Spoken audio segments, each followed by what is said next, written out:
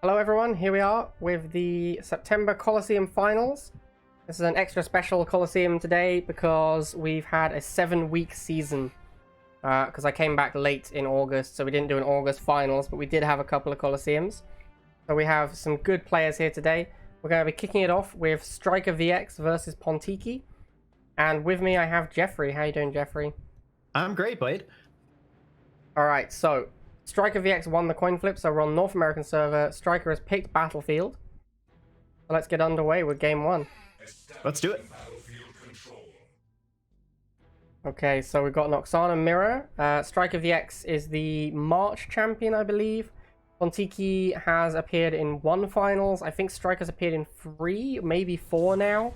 Striker's a regular. Pontiki only made 1 appearance in the finals, I believe. Okay, interesting decks. So Striker is playing Fnatic aggro, but he's got Venom instead of Wheels, which I'm not a big fan of. I think the Wheels are a lot better. It gives you a much better opening unit. And Pontiki is playing... I would describe this as the most natural 5-card Nod deck that exists. This is like the core 5-card Nod, if you want to play a Splash. And he's splashing Flame Tank. What do you make of that, Jeffrey? I don't really know what to make of it. This is kind of an odd map to choose Flame Tank on just because the distance is so great between the bases, and you do have to cross over the pads to get to the other side, so that is a bit weird.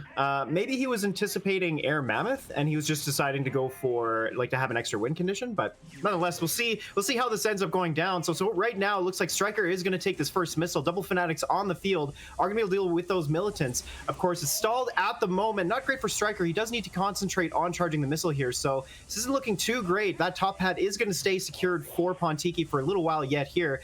Striker pulls out the lasers, deal with the wheels, but there's 2 wheels on the field there, and it looks like they are going to win 1v1.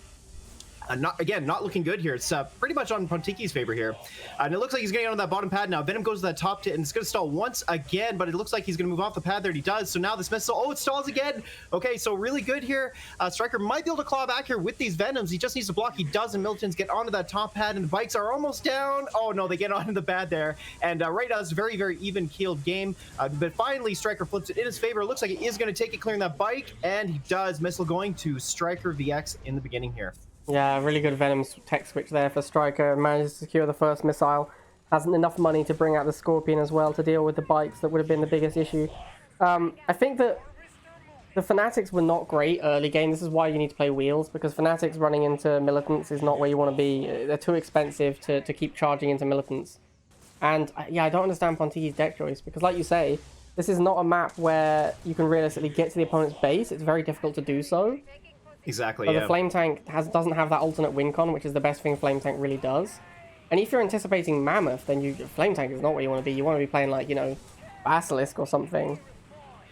Yeah, I agree with you. Like, I was thinking maybe he was just going for an easy out, but yeah, I completely agree with you. I think Basilisk would have been a much better choice. But yeah, I don't even know if he's actually going to get there. Like, if we look at the economy between the 2 players, Pontiki doesn't even have his tech lab up. And Striker so far is doing a pretty good job getting matchups here. He's managed to take down one of those stealth tanks, and finally he gets another, Pontiki getting another kill with that stealth tank. It's pretty good for him. Striker boosting this tank to the middle portion here with 3 militants on the field. Pontiki over-investing just a little bit. The Venom's going to be able to clean them up quite quickly, especially with the Fnatic supporting. Tank is going up to that top pad there, and 2 stealth tanks on the field. One will clear this Venom here. It goes down.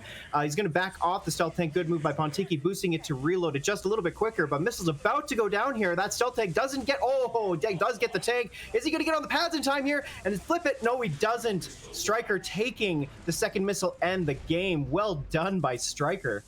Yeah, that's one of the issues with the Flame Tank deck like that, because you have stealth tank instead of regular tank. To kill vehicles, you need to spend 100, and it's so hard to get to your tech unit when you're spending 100 on your anti-vehicle. Alright, so here we are with the second match of the Coliseum finals. Nickcool versus Alarak. Nickcool, of course, is the reigning champion. He won the last month that we actually did finals, which I believe was June. Alaric, this is his second appearance in the finals. Last time didn't go so great for him. We played quite late for his time zone. He was playing at about 2 or 3 a.m. So this time we're definitely earlier. So hopefully we're going to see a better performance from Alaric this time. And the decks, we've got Alarak on Artillery, pretty standard Artillery deck, and Nickcool on Cookie Cutter Seth, the classic 2-2-2 Seth deck. And with me I have Jeffrey. How's it going, Jeffrey? Oh, it's going great. I'm really excited to see how this match is going to go down. It's going to be a little bit difficult for Nick here. He is, I mean, it always comes down to micro, right? But if Alarak gets his artillery into play, it's going to be so hard for Nickcool to overcome that. Only having access to Banshee isn't going to be quite enough. He needs something a little bit more impactful in order to make it different. Like Stealth Tank would probably help, but well, we'll see what ends up happening here. It's going to be an interesting match. I agree with everything you said, apart from it always comes down to micro. I think this matchup is so bad for Nickcool. I think that Alarak can play much worse and still win this game because the artillery deck is so good against a regular not aggro deck. Well, that's what I mean, right? Like if Alarak makes enough mistakes and Nickcool has superb micro, he can overcome it. But I agree with you. The disadvantage is big for Nickcool here. I guess the point I'm trying to make is I think Alarak just needs to play at like. If he reaches a certain level of playing the game, he will win, right? Like, it doesn't have to play great. He just needs to play it, like, up to a certain point. Pretty much. So we'll see. This first missile is going to be very important. Nickcool does need to take it here. Alarak not on the pads just yet. Gets Venom onto that middle pad there. Will deal with the Flames and the Militants. Seth Dropod not going to be super effective. Oh, what? Where are we going to get a flip here? The bikes take down the Venom down the bottom pad. Move to the middle pad there. Will it be able to take the Venom down? It's going to stall the missile here. It's good for Nickcool, but not so great. So far, it looks like the middle pad might go to Alarak here. Venom going up and dealing with those Flame Troopers. Scavenger's not going to hold for too much longer, but the Venom having great DPS will take it down in time. Now, the bikes will take care of that Venom. He needs to get rid of the other Venom coming in here, but Scavengers don't get onto the pad. Nice block from Nickcool there. Venom going up to that top pad there will stall the missile. Nope, actually, no, it looks like it's going to go straight to Nickcool here, and it does. But we are 2 minutes into this game already, which is not at all good for Nickcool. Alarak already having the money for the tech lab and the artillery just about here. Looks like, and there it is. It's now on the field, so I'm not sure what Nickcool's going to do from here. We'll see. Yeah, I thought that Alarak was going to win that first missile for sure, and that was just going to be game over. But Nickcool managed to just kill that Venom down bottom in time. Now it's going to come down to, can Alarak protect his artillery? Because generally speaking, if you lose your first artillery, which he just does, once you lose your first artillery, it can be very hard to set up a second one before the missile fires. But Alarak has so much money. The game is so late into the game, he's able to immediately replace it. He is, yeah, and you saw there, he almost lost the second one as well, but it was able to get there in time. He didn't have access to his boost. Now he does, so it looks like he is going to be able to protect it pretty easily here. That tank's crawling up to it, but the Scavengers are in the way. He needs to block. Nice block from Alarak there. He does manage to clear it, but this artillery is at the base right now. He needs to push it up. But look at that range on it. Clears those bikes on the middle pad. That's a pretty amazing unit there. So we'll see what ends up happening here, but he does need to move that artillery up. Nickcool having pad control here might climb back into this game here, and I don't know, it's not looking so good for Alarak just yet. That artillery is pretty low in health, and the missile's about to go down here. Nickcool gets onto the middle pad here. Phantom coming in the middle there. Bikes will clear that Venom, and it will. No, it doesn't matter. Nickcool takes the second missile and manages to squash Alarak's artillery strategy here. That was not good for Alarak there. He did manage to protect it, but he just couldn't push up in time.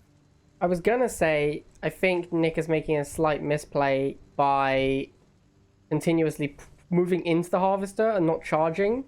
Oh, sorry, moving into the artillery and not charging. But he just kept up such consistent pressure. Alarak was just unable to ever move his artillery forward and take control of the map, and Nick was able to charge the missile as he was driving through and took the game. Really well played by Nick. Really, really well played. Alright, here we are with the third match. VictorBansemer versus Srpss. We're on open water, which was picked by VictorBansemer. I'm predicting Inferno versus Borka. Both of these guys love their bomber decks. Victor loves Inferno, Srpss loves Borka. We'll have to wait and see, but that's what I'm predicting. Oh, I was wrong. Victor's going for a Giga deck. Interesting. So Giga's gone Fnatic Giga.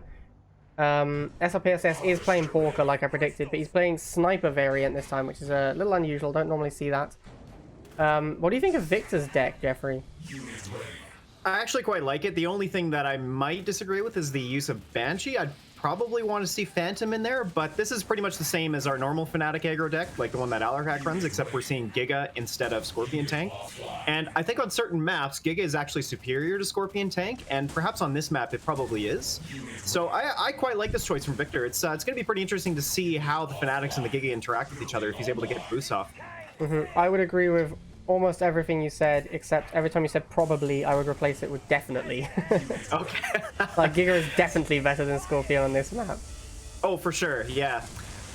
So obviously the first missile went to SRPSS there. The Pitbulls were able to block the Fanatics from getting onto that middle pad there. So really well done by SRPSS, using his micro skills to his advantage and just pushing Victor off and managing to secure that first missile. I would say that I think Victor's picked a very good deck for the map, but like you say, I think playing Banshee on this map, the Banshee goes in this deck when you need to hedge your bets. But when you're playing on this map, you don't need to hedge your bets because you know Giga's going to be insane. So you should always play Phantom if you're playing on open water, I think. And it's going to cost him big time because he's going up against a Borka and he doesn't have a good answer to it. And his Giga is going to get killed by Borka every single time.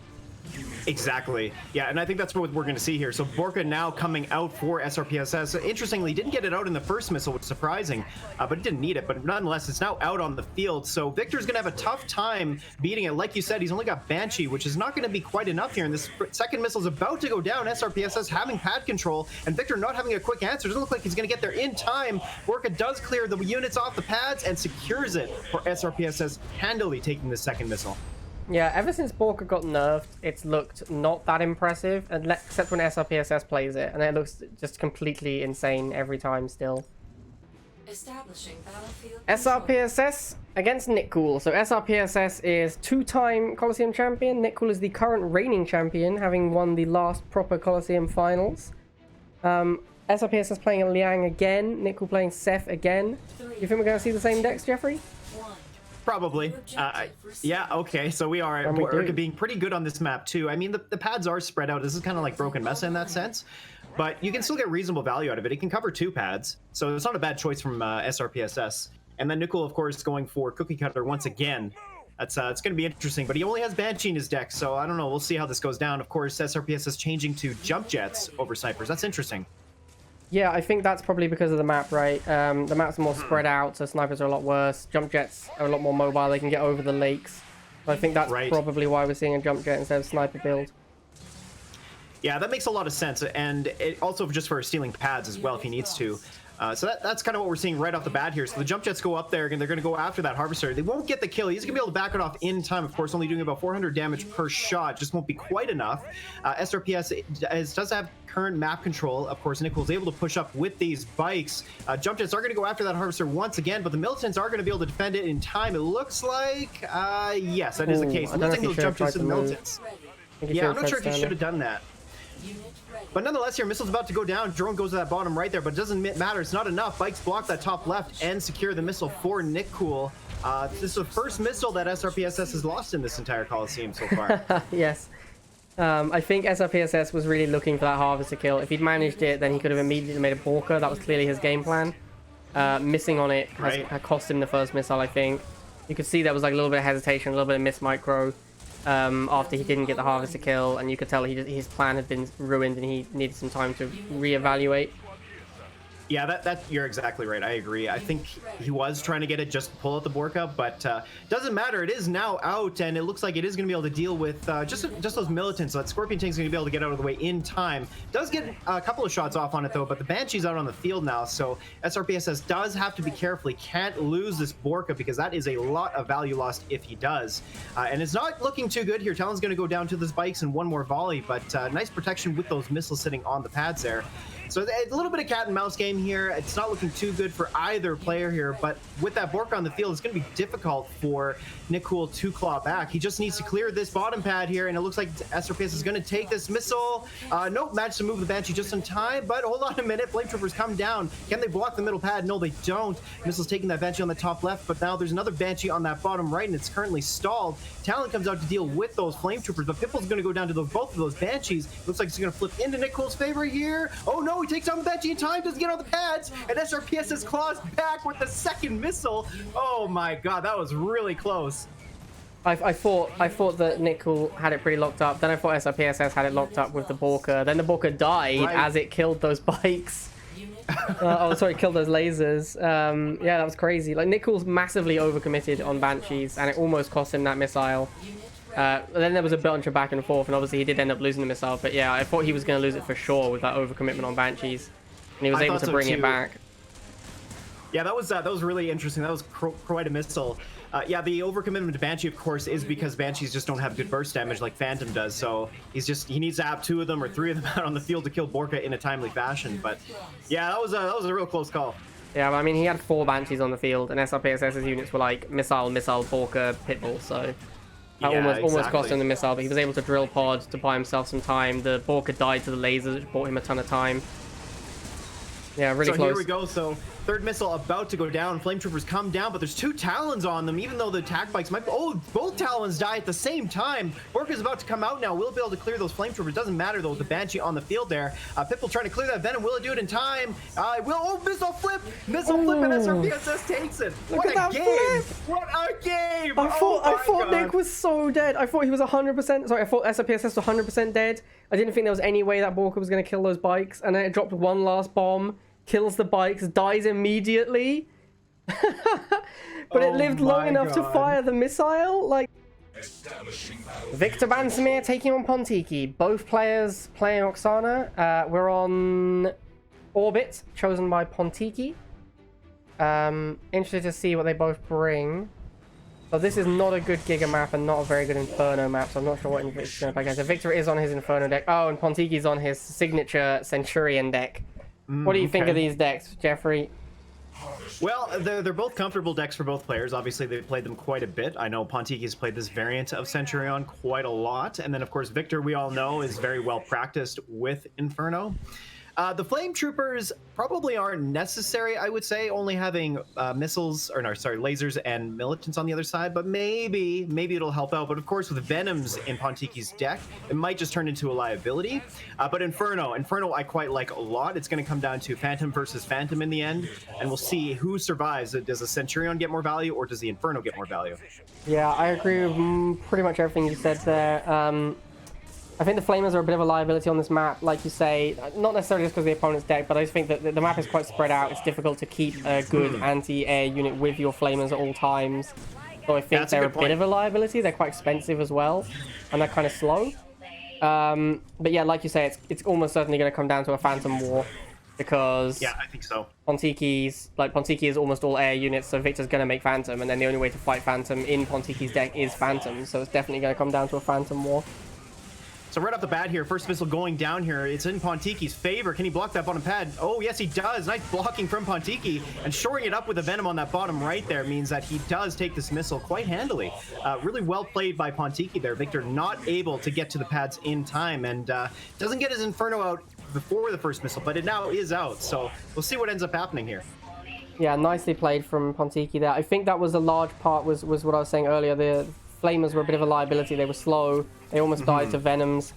Victor just needs faster units to get onto pads quicker, and Flamer just isn't what he wants to be doing in this game. That's right. His fastest units, of course, being wheels and bikes, and he does have Phantom, but for taking pads, you want to use mostly bikes, I would say. So yeah, you make a really good point about the Flame Troopers there. They're just not able to get there in time. We'll see. I mean, it's going to be a bit tough here. Pontiki having those laser drones is pretty useful for him as well. They'll be able to deal with those bikes as long as he can get defender's advantage. It also has to be said that Victor's deck is heavily based around the idea of getting a lot of value. Oh, nice little cheeky tap with the Phantom. Yeah, Victor's deck is based around getting a lot of value out of the Inferno, but the only thing it can shoot is rifles and lasers. Right. And so, technically Centurion, but I don't even know if we're going to see a Centurion in this game. And if we do, the shield blocks it. So, yeah, I think the Infernos just aren't going to be very good this game. It's going to come down to a Phantom War, like we said. So here we go. So Phantom on that bottom left will clear that Inferno. Oh no, actually it doesn't one-shot. I forgot. Phantom doesn't clear the other Phantom, and so far he just needs to block that top pad there. But Bikes get on there, flips a missile, and Victor takes it. Oh my god. Wow, that what a flip. Does the EMP reduce the reload speed as well? Because it looked like his Phantom fired twice whilst Pontiki's was reloading. Yeah, I think it does. I know the boost boosted it, so that might be why. But yeah. It did look a little bit like Pontiki's should have reloaded at some point. Man, wow, that was crazy, that flip there. But, you know, we're seeing Centurion now, and like you said, it's only got 2 realistic targets, being wheels and bikes, which is okay, but the Inferno's going to do a pretty good job against the Centurion. So, oh, almost gets a double shot there. Pontiki almost moving that Centurion into the way, but gets it out of the way. Second Inferno is going to get a shot off on this on the Centurion here, but the shield blocks it entirely, doing 0 damage. So that's kind of important. But now the second Inferno gets a shot off, but it doesn't matter. It's still alive. So really, the Centurion, I think the role it's going to play play is probably just going to be holding pads. Using that shield might be impactful against the Inferno here, but we'll see. So now here we are seeing the Phantom War going on. We got two Phantoms there, but it's so far going to Pontiki. He's got pads. Phantom does get his shots off. And oh, buddy clears it with the second Phantom. Nice play by Victor there. Can the lasers get there in time? They do. They're going to stall, and they will clear these Phantoms. And the second Inferno gets boosted, but he's moving the other one to the other side there. Centurion being able to hold tight for just a bit here. Gets a shot off, clears it. Oh, no, actually, the shield was up and takes no damage. Really interesting, this counterplay. So now it looks like Pontiki might take it. Can the Inferno get on there? No, it doesn't. Amazing game. Amazing game. Wow. I can't believe that Centurion. I thought Pontiki threw it because he moved the Centurion into the fire and lost the shield. Right. And then it regenerated just in time to dodge the Nick's bomber. Oh man, that was so good. I'm so glad we got to see the Centurion doing that, because that's exactly what Centurion should be for. That's how Centurion is designed to work. It's supposed to be good against these single target heavy damage units. Here we go. StrikerVX versus Alaric. Interesting, both playing Jackson. Interesting decision. So the map was Cracked Ice, picked by Striker. Striker is known for playing Mammoth Air quite a lot, so I wouldn't be surprised to see him play that. I'm a little surprised he's gone with Cracked Ice for that deck. It's an okay tech map, but I don't think it's a great Mammoth map because the free pads are quite spread out, as you can see. So I'd be interested to see what Alaric brings to counter it as well. Yeah, so Alaric has predicted Mammoth deck and has brought Borka. And he's gone... that's interesting. Yeah, he's gone Rifles first before Harvester to start charging. So yeah, I think Alaric knows for sure what he's going up against, and he's ready. I'll be interested to see if he can turn his deck choice into a victory. Yeah, the only thing I don't really agree with is snipers. I'm not sure really what the point of snipers is. He's only got, like, I'm pretty sure he knew what Striker was going to play, or maybe not. Maybe, like we were talking about a little bit earlier, maybe there was a bit of debating going on here. And I quite like this little back and forth micro here. They're both trying to stall the missile. And, you know, really, I think Striker's the one that wants to stall, not Alaric. I think Striker's got the better late game, so Alaric's got to focus on charging here. But, all right, first missile coming down here. Drones go up to that top there. Slingshot will clear them in time, but he needs to get onto the pad here, and he does. Nice. Okay, so the drone storm's going to go down quite fast here. Then he'll be able to block and easily take this first missile. He moves off there a little bit, so he lost about a second there, but it doesn't matter. The first missile is going to go to Alarak. Yeah, Alarak has definitely brought Slingshot because he knows he's going up against Air Mammoth, and he's brought Borka because he knows he's going up against Air Mammoth. That's definitely why he's picked those two units. Like you say, the snipers maybe is a bit of a hedge in case it wasn't Air Mammoth. He still wants to have the ability to play the sniper slingshot combo, which is good against a lot of different things. Right, that's true. That's true.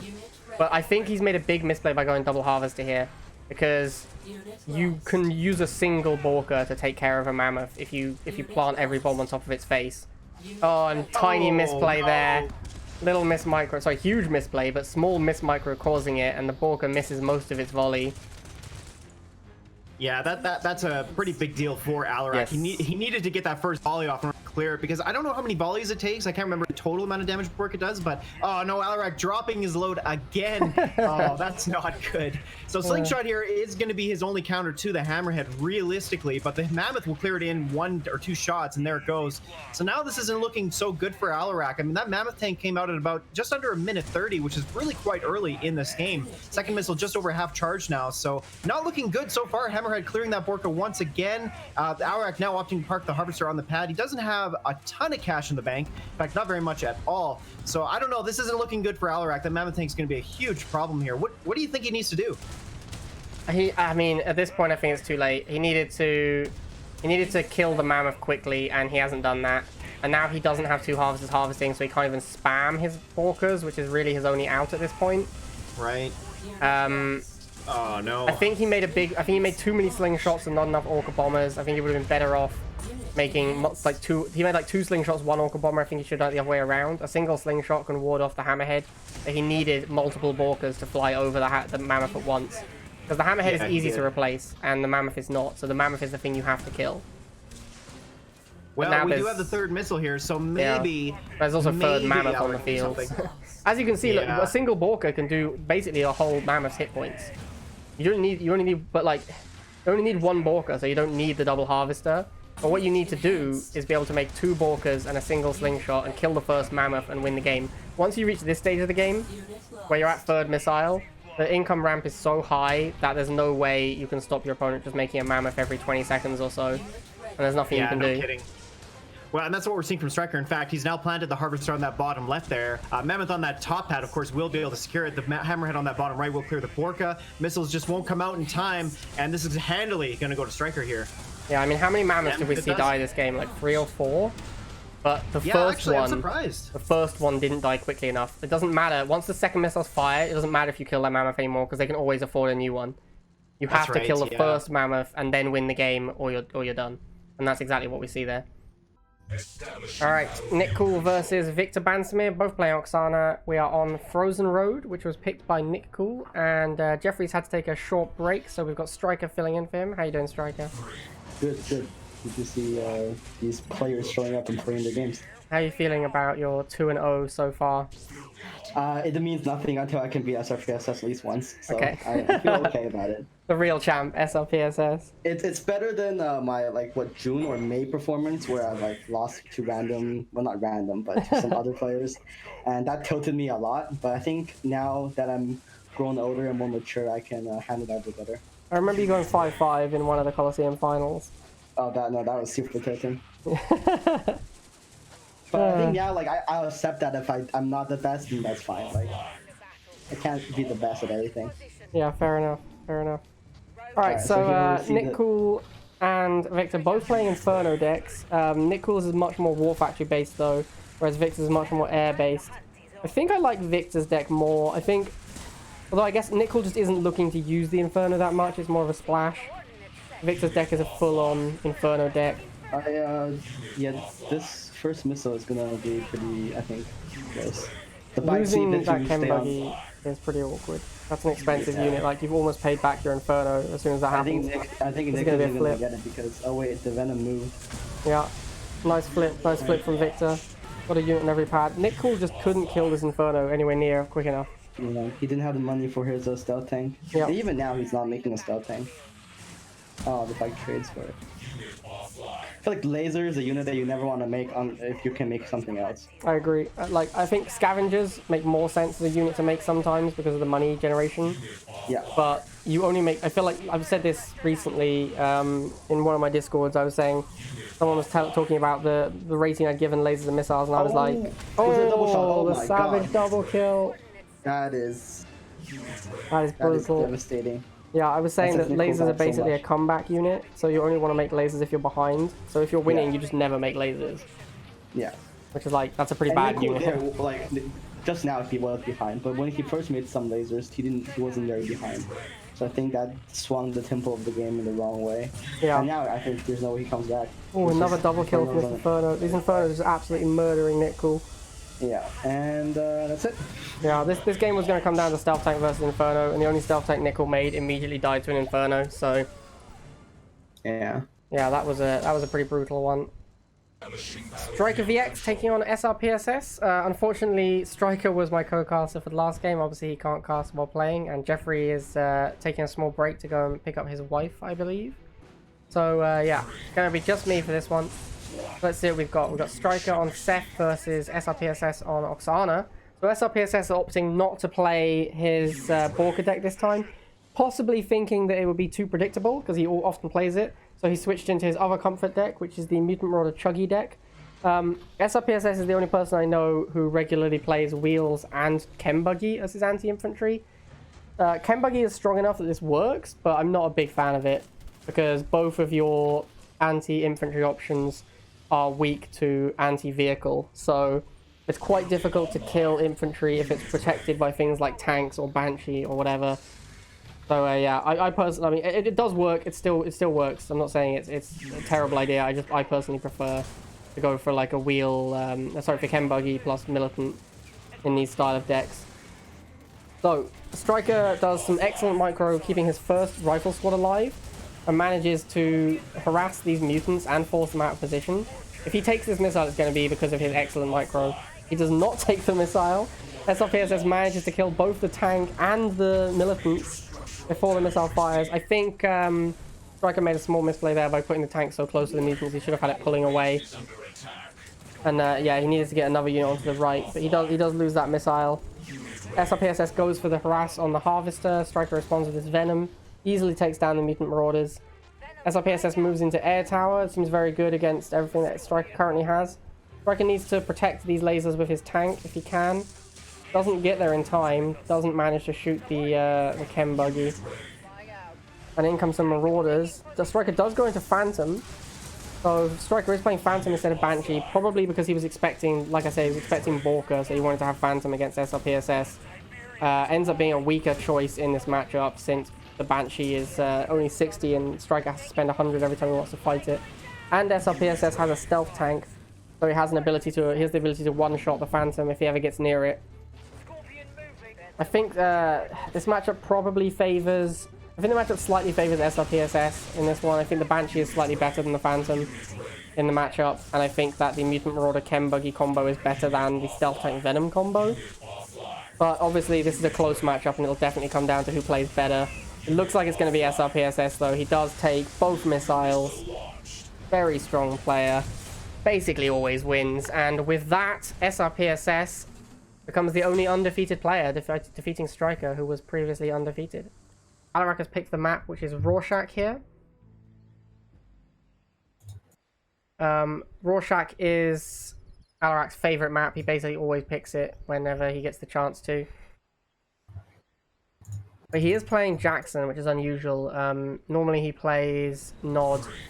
So I think maybe we're seeing a Mammoth deck. No, it's not Mammoth. Oh, this is a very strange choice. And just call it shit. Call it what it is. I believe this deck is a response to Pontiki, right? It's it's a specific response to knowing that Pontiki likes to play triple air Centurion deck, so he wants to play a slingshot deck. Maybe it's not so shit. Yeah, like I think you've jumped the gun on that one, because I think Alaric's actually picked his deck based on his opponent, and it's a good deck. Like slingshot is going to kill 3 out of 6 of Pontiki's units. Snipers are going to kill 2 more. The only thing left is Centurion, which doesn't come out until the late game. And then he has Mohawk for that, so I think Alaric's picked a great deck, honestly. I don't think he's using his rifles too well. Oh, water. His sniper micro is abysmal. Yeah, his sniper micro is abysmal, but the deck choice I think was great. Alarak. Wow. I also feel like if Alaric is expecting the Centurion, which I think he is based on the deck he's built, he should not be stalling, he should be charging. Yeah, his exactly. Deck, his deck is not good. Like, he doesn't want to... Yeah, like, he doesn't want to fight tech. Doesn't want to fight tech units. So Pontiki sees the slingshot, immediately goes double harvester. This is because he knows his deck can't fight slingshot. He has to get to Centurion to now stand a chance. So that's why he's swapped into slingshot. But yeah, Alaric has taken a long... Like, we're at 1 minute 20 almost, and the missile hasn't fired yet.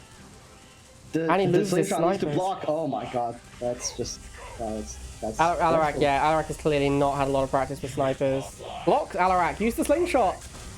Oof. Does take the first missile at 130. You know, watching this, you might have thought that Alaric has no experience with this game at all. Overly harsh, I think. He moved his slingshot away from freaking... Let's wait until you guys play and see what happens. I already played him once. Overly harsh, my dude. Overly harsh.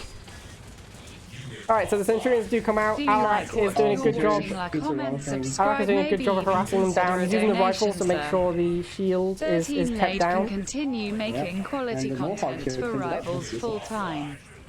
And thank you, Copycat, for the bits. Copycat is basically saying like and comment and subscribe so I can continue to make rivals content if you're enjoying it. So yeah, I think Alaric's deck is very good against Pontiki's. I really think Pontiki's hard counter here in deck choice. The Centurions aren't good against the Mohawks, the slingshots aren't, yeah. Alaric did not play that super well. But he didn't need to. That's the thing. Like, if you bring a much better deck, if you bring the correct deck to beat your opponent's deck, you don't need to play well. So that's why deck theory is so important. And Alaric brought a great deck against what Pontiki does. And he won for free, basically. Like, he didn't need to play well because he just won for free. So great job, Alaric. The home team was Alaric, and he picked Center Rally, which is a very odd choice. I'm excited to see what he brings. That's actually not a great Liang map because the pads are not very spread out. Stealing pads isn't like that useful. Yeah, he might have picked it to try and avoid, like, to try and make Liang worse. It's also a 2-pad map, so like you can't really sneak onto the other pad with Liang Drone because all the units are in the middle. So I don't know why Srpss is picking, but I guess Borka to become on this map. So Yeah, I'm a little surprised that Alaric would pick a map where Borka's so strong, because Borka is insane. It can clear both pads very easily on its own. But then he has Phantom, so maybe he'll be fine. Yeah, it's going to come down to player skill, I think. But even then, Yeah, the definitely. Borka spawns so close to the pads that even if you Phantom it immediately, it'll probably clear at least one pad. Well, you can block it if you. Yeah, I guess. You have to be pretty. You have to be winning by a lot, right, to be Yeah. at their base to block it. But there's no way for SRPSS to deal with the tank without the Borka. So maybe he will be winning that much. Yeah, by the maybe. time it comes out. Maybe. Although he hasn't really got anything that tank kills, so. Like he's playing Harvester, triple but infantry. then this map isn't good for Harvester killing so far. Yeah. So SRPSS harassing the Harvester. This is how you're supposed to harass Harvesters. You move every time they stand next to you to force them to Yeah. move again. And Alaric should have moved the Harvester so Yes. his Fnatic can stand on it. Yeah, that's what He's Alaric should have done. He should have moved the Harvester so the Fnatic could take over the tile it was now on. he does it. He Okay. does it now, but yeah, we've got wheels now. Still a It bit was late. He took way too much damage for almost nothing. Snipers come out. I suspect SRPSS playing snipers because of the map and because Alaric often plays Fnatic aggro. Sniper's very good against He's not gonna be Fnatic. able to deal with the snipers, but let's see if he's able to kill the. Nope, not the. Here comes the Liang steal. Scorpion's never going to get to the other pad in time. Yeah, and SRPSS The takes first Scorpion missile. can go for the Harvester though, and he won't get it. It'll just die to 2 pit bulls.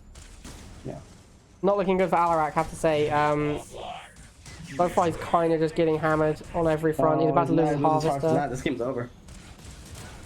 He's over-invested into tanks. He hasn't got a airfield. Yeah, I mean- He's getting shot to shits. Fnatic aggro is pretty weak to snipers. That's one of their biggest weaknesses, honestly. And this is Yeah. quite a good sniper map.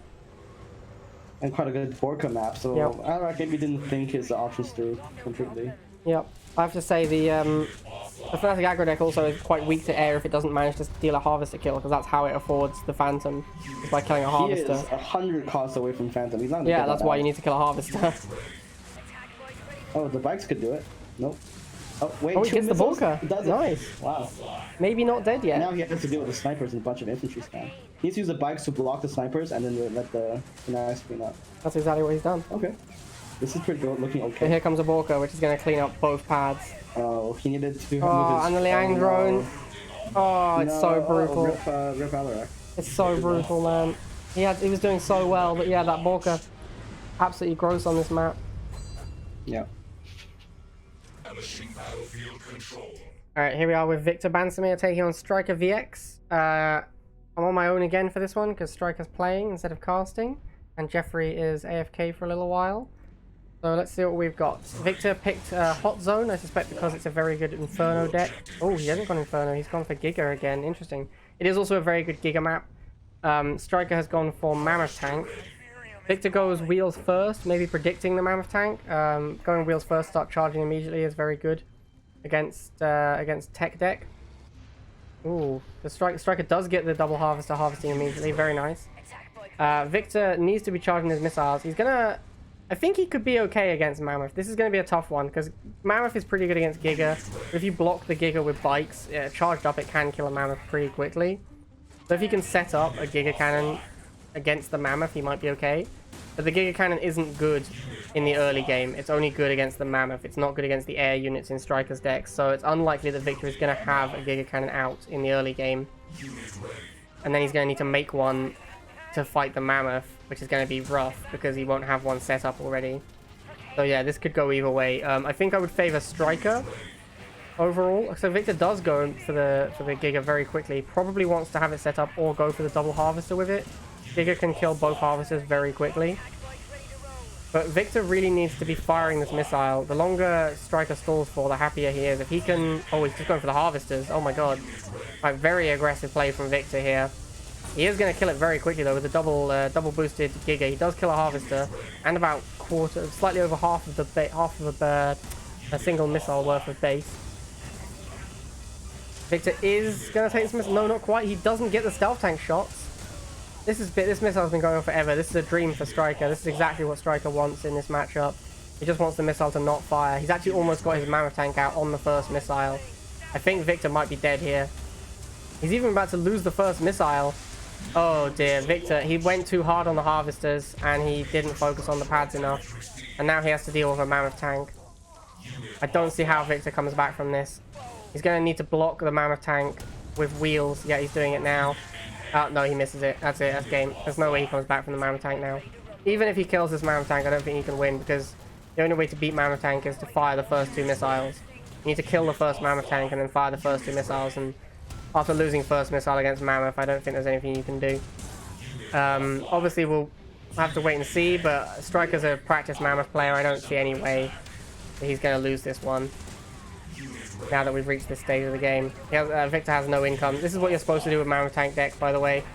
Once you're winning, you just go for the harvesters in the base.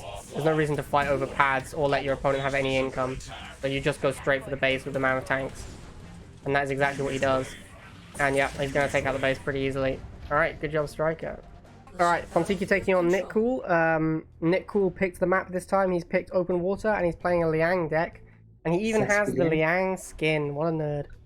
Sexy.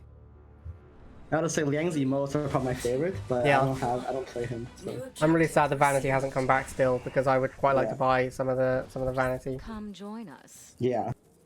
I like it's a rush.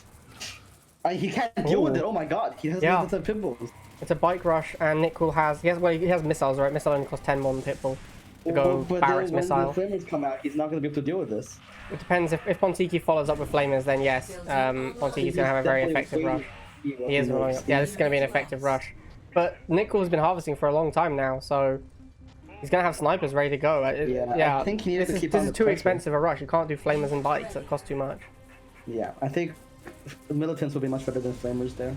I think that Pontiki should have, if he was going to rush, he should have gone, after he made the first bikes, he should have made 2 more bikes. Because you've got to put pressure on the harvester. It looks like Pontiki's just going straight no-halve, but that might be because he can't afford a harvester. But Pontiki does take the first missile, which is to be expected. If you're no-halving, you're very far ahead at the start of the game. You almost always take the first missile. I think is a really good choice. The Raider really helps. But I don't think he's gonna be able to save this guy in time. Yeah, he should have pulled his harvester and healed it with the Angron, because Pontiki needed a harvester kill badly there. Without one, he would have been dead. Wow, but he's staying on no harv and he's making a Giga. Yeah, Pontiki's going full no harv. I like Giga a lot on this map. I think Giga's very good on this map. And Giga with no harv though, but it might work out. And Nick has no answer to it though, like in his deck. Yeah. The best thing he can do is make zone troopers, but they're gonna get killed by the flamers probably. So I actually think that Nick is in a lot of trouble here. I would heavily favor Pontiki at this point. Like, if you're playing Jackson, maybe he can find the opening and boost his tank into it. Yep. He's gotta shoot the Giga. Nice, he shot the Giga, but it's not enough. He's gonna just lose his missile to the Giga. Yep, he's just completely has no control of the map. Completely dead. Pontiki getting that harvester kill was absolutely critical. Yeah, like Giga stormed the game.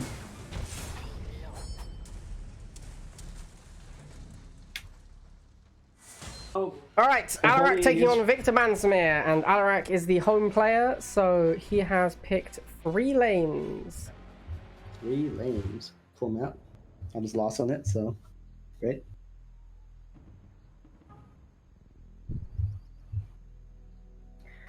So Victor playing Oksana. I expect we're going to see Infernos from him. Alaric playing Liang. No idea what he's going to be playing. Never see Alaric playing Liang. Yeah, Alaric is known as a one-trick for Fnatic, so it's very strange that he's branching out at this critical moment. Yeah, I agree. It's odd that he isn't just playing his... I think we've seen him play Fnatic aggro once, and I'm pretty sure that's the game he won. No, he won the one against Pontiki, didn't he? Wow, Victor's gone for a 4 air deck, and Alaric has slingshots. So... No, wait, Alaric won the game where he picked the deck against Pontiki, which with, like, slingshot Predator. Yeah, that's what I said. Oh, yeah, I thought you said he played Fnatic aggro. He's played. I think he's played Fnatic aggro. He played it once and he lost to SRPSS and Center Rally. But I think that was a poor deck choice for the map. A poor map choice for the deck, I suppose I should say. I'm surprised we aren't seeing Alaric play Fnatic aggro more, because it is his most powerful deck. Victor has to save up for freaking Phantom to effectively deal with the... Yeah, to deal with Talons. Feels bad, man. That's a pretty feels bad. He is there though. Here is the Phantom. Oh, he kills the militant, which is super important because shocking too. Is this slingshot going to clean up in time? I don't think so. These laser drones are going to come in. Slingshot does kill them extremely quickly. Wow, does take them out. That was close. He needs to move. Yeah, he needs to. No, what is he doing? What is he doing? I don't know what Alaric. This was terrible play with the slingshot. He could have just held that. Oh wait, never mind. Wow. It all worked out. Liang-drone, that was... You know what? I'll stop talking. Liang-drone, oppressive as fuck. Liang-drone is so broken. It's so broken. The fact that he was able to do that is just so... It's such a dumb ability. Like, yeah. Anyway, so anyway, I think Alaric. I do think Alaric misplayed, but he didn't get punished for it. He was able to get back on the pads in time, and Liang being OP did save him. Don't park your units in a line. Oof, almost loses both. But Inferno is much more expensive than... Victor's entire deck is bad against Talon, by the way. Like, except for Phantom. Well, even that, Phantom won't beat Talon. If you spam Talons, if there's like 3 Talons on the field, you can't just have one Phantom go into them. That's true. I think if Alaric is making slingshots, would make sense given Victor's deck content. But I actually think if Alaric just parked 4 Talons in a line, Victor would not be able to attack into it. If he had to take 2 shots from a Talon every time his Phantom fired, which you can do by putting them in a line, I don't see how he'd ever take this game. To be honest, I don't think he can take the game anyway, right? Because his deck is so bad against Slingshot. Yeah. Victor's always been the air dude, and Alaric in Slingshot. So that's 2 wins for Alaric, both of them off the back of just bringing Slingshot to the table. Yeah, Slingshot's still super OP. Slingshot's insane. The health nerf did nothing. Yeah, well, no, it did help, but not if you're playing like a 4 or 3 air deck. Like, these guys just don't have answers to Slingshots. Alright, so we've got Pontiki going up against Srpss. This is nearing the end of the first half of the Coliseum. So very soon we're going to get into rematches. I believe that Pontiki is the best placed to beat Srpss because Pontiki always brings something a little bit weird. And Srpss, his decks are set up to beat meta decks. And then Pontiki brings something spicy, and Srpss is like, what's going on? Tick tanks. Yeah, so Pontiki's brought Tick Tank. I think the reason for this is that Tick Tank, when burrowed, will survive Borka volley. I think that's the idea. Oh, wow. I think that's his plan. Is he's planning to put Tick Tank down, and the Borka won't kill it. And then once the Borka's fired its load and not killed the Tick Tank, Pontiki can roll in with a Stealth Tank and kill it. I'm guessing that's what his game plan is going to be here. That's pretty smart. And against the Srpss's deck, there's no Predator tanks. Nobody really runs that anymore, so it's not even that weak against the Pitbulls. Yes, Tick Tank, yeah, exactly that. Like you say, Tick Tank is actually decent against Pitbull and the Rhino. It's only really bad against Predator and Scorpion. Or stick block with the rifles to prevent his... It's also bad against things that can one-shot it as it's moving, but the only thing in Srpss's deck that can punish it while it's moving is the Borka, and he won't have it early enough. Because this Tick Tank's going to burrow immediately. Yeah, and there it is. Get a bike to top. No, he didn't get a bike. He didn't wait. Where's the Tick Tank going? No. Tick Tank needs to go on the Rhino. I think that was a misclick. I don't think he meant to move his Tick Tank. And there's the Liang. Unit is here. Oh, and the Rhino doesn't die in time. Liang is so dumb. I hate Liang, man. I hate Liang. Liang is so stupid. The fact that you see these people playing Liang just to steal pads, like the healing is just irrelevant to them. They occasionally heal, but like they're playing the unit, they're playing the commander just to steal pads with it. Shows that is a stupid mechanic. It used to be at 60 and it was fine, and then they well, I mean, it saw almost 0 play. I think buffing it made sense, but yeah, now we've reached a point in the metagame where it's just kind of oppressive. Anyway, Srpss closing in on his first Borka. I expect we'll see it pretty soon. Big fan of the Rhinos, Srpss. Seeing a lot of Rhinos from him lately. That's a lot of militants, and I don't think it's gonna work out for this mission. There's the Liang again, but this time the Stealth Tank takes the top right pad. I think Pontiki's gonna take this one pretty easily. He's got the Tick Tank burrow. Alright, nice. Shoot the Liang because why bother? I would shoot Liang drone just out of hatred, for sure. Yeah, I would have done it as well, but... Oh, but now he's getting aggressive with the Tick Tank. I feel like he should just... He got punished last time he moved his Tick Tank. I think he should just be parking it. I don't think he should be as aggressive with his Tick Tanks as he is. Stealth Tank is actually like super good. Maybe I should start using running it again. Yeah, it got buffed again, so it's got decent move speed now. And here comes the first Chem Buggy, which I'm surprised is the first time we've seen a Chem Buggy. Yeah, he was making a lot of militants, which I didn't agree with, but it worked out, so, you know. Here comes the Tick Tank, but he's going to take so much damage on the move in. It's not great for him. It's not that bad. Does boost it to get faster burrow. SRPSS still... There's the first Borka. Here comes the Borka. This is going to kill that Tick Tank. That Tick Tank is low enough that it will die to a Borka volley. Yeah. Oh, he killed his own Pitbull. Does manage to kill... Wow, SRPSS manages to kill it and realize that he can move on and take some extra damage. Does lose the Borka to the Stealth Tank, though. This could be huge. If this Stealth Tank can get another kill here... Ooh, it does. And the Tick Tank gets on the top right. But the middle pad, he doesn't have the pressure for the middle pad. He's also moved the Tick Tank a little bit too far. And Liang Drone, you know Liang Drone's going to take this pad. You know it's going to come down. Pontiki, come on, man. You're playing against Liang. You've got to be ready for that. Ah, Liang Drone takes the game again. So close. Pontiki misplayed that game. He should have known that Liang Drone was going to go top left. He didn't need to fight over the bottom pad. He just needed to make sure that SRPSS didn't take the top left pad. Okay, so the last game of the first half of the Coliseum. StrikerVX taking on Nickcool. So Nickcool with Seth and StrikerVX playing Oksana. As you may have heard in previous comments, we had Striker commentating.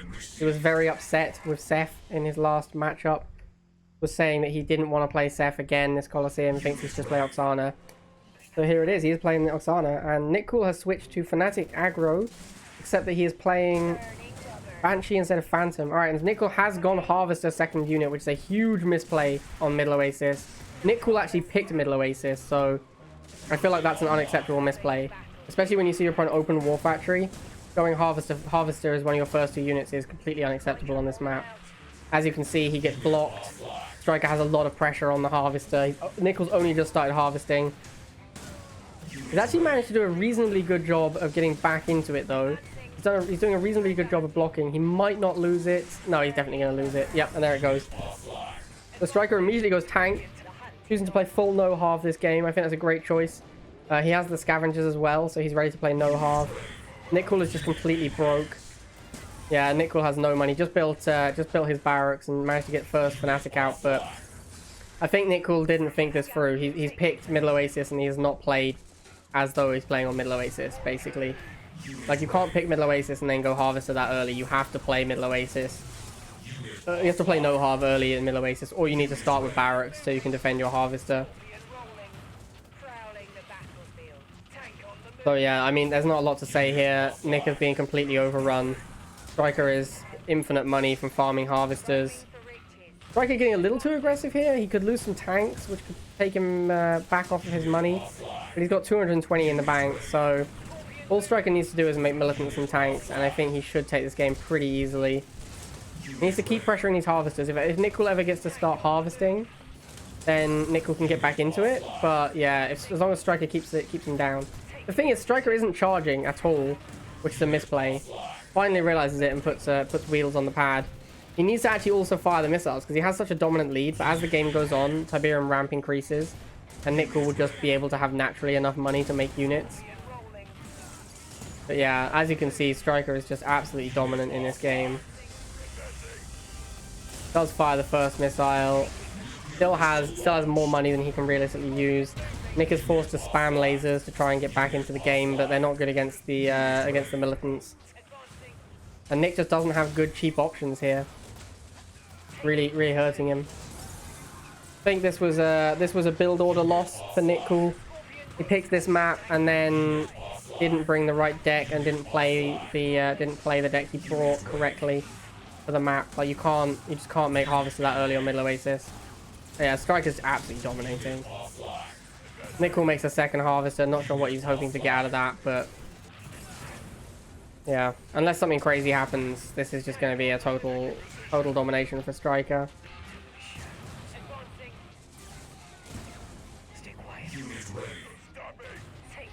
Looks like Striker's only being held back by PopCap. Nick needs to somehow gain a foothold while Striker is PopCap, but I don't see how he does it. I mean, Nick just has no control anywhere. The best he has is his bottom left pad where he has lasers against the stealth tank, but even that isn't going that well for him because he's militants now as well. That looks like it's game. I think Striker takes it pretty easily, and he does. Not sure Nickcool should have picked Middle Oasis, honestly. If he didn't bring the right deck and he didn't play it right for Middle Oasis, so. Alright, Striker taking on Pontiki. This is the first game of the second half, which means that Pontiki is now home as Striker was home last time. The current standings, as you can see, SRPSS in first with 5-0. Joint second, second Striker 4-1. Joint third, Pontiki and Alarak at 2-3, and joint last, Victor and Nickcool both at 1-4. So, Pontiki taking on Striker. Pontiki is playing a classic Giga deck. This is like an old school Giga deck. Even has the Flame Troopers. And Striker playing Mammoth. So I'm going to go ahead and... I think Striker is heavily favored here. The map is very good for Giga, but Pontiki isn't charging. We've already had sort of over 20... We've had almost 20 seconds of stall just from Pontiki not realizing that he needs to charge. Doesn't block the harvesters either, so Striker does get to double harvest for free. And yeah, we're almost 40 seconds in and we haven't started charging the missile yet. This is one of the reasons that Rorschach is such a good double harvester map, is because you can't go near the harvesters and charge the missile with the same units. They have to be completely separate units. So Pontiki responds to the drone swarm with bikes and the missiles with flamers. He should be able to pressure these missiles off of the map. Back in the old days, back in the flame shock meta, you could pressure your opponent with the flame shock. But now that flames and shocks aren't like... drone swarm and venom are so good anti-infantry and chem buggy that you can't really stop them from killing your flamers anymore. So Pontiki goes for a boosted Giga, does take down one of the harvesters. So here comes the Mohawk to take care of it. Obviously killing harvesters is not how you beat tech deck either, so Pontiki killing harvesters isn't actually doing himself that many favors.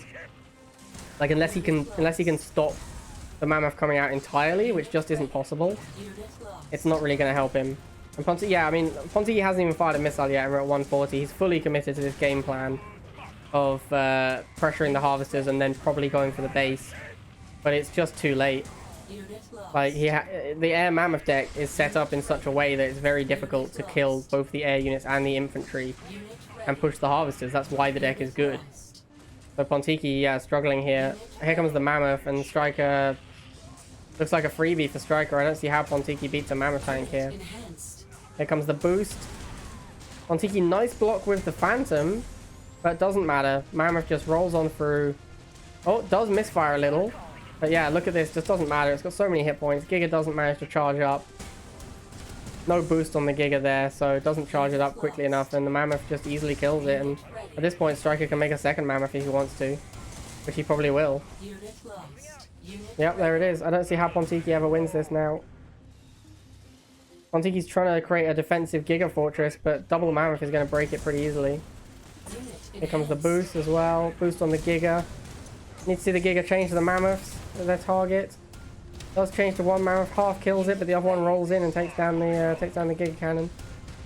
And Striker knows what he's doing with Mammoth. He pressures the harvesters, pressures the base. Does go after the missile. Probably could even just let Pontiki have the missile here, because he can just win the game with base kill. But he does choose to fight for it. He is going to probably take it. Triple Mammoth now. There's no way Pontiki can kill a Mammoth. So I just don't see how he... yeah, don't see how he fires this missile. Striker does take it. Pontiki with the emote. Please continue. And here comes the triple Mammoth. Kane will be disappointed. A lot of emotes coming out from Pontiki. And Striker goes to finish the game off at the base with triple Mammoth.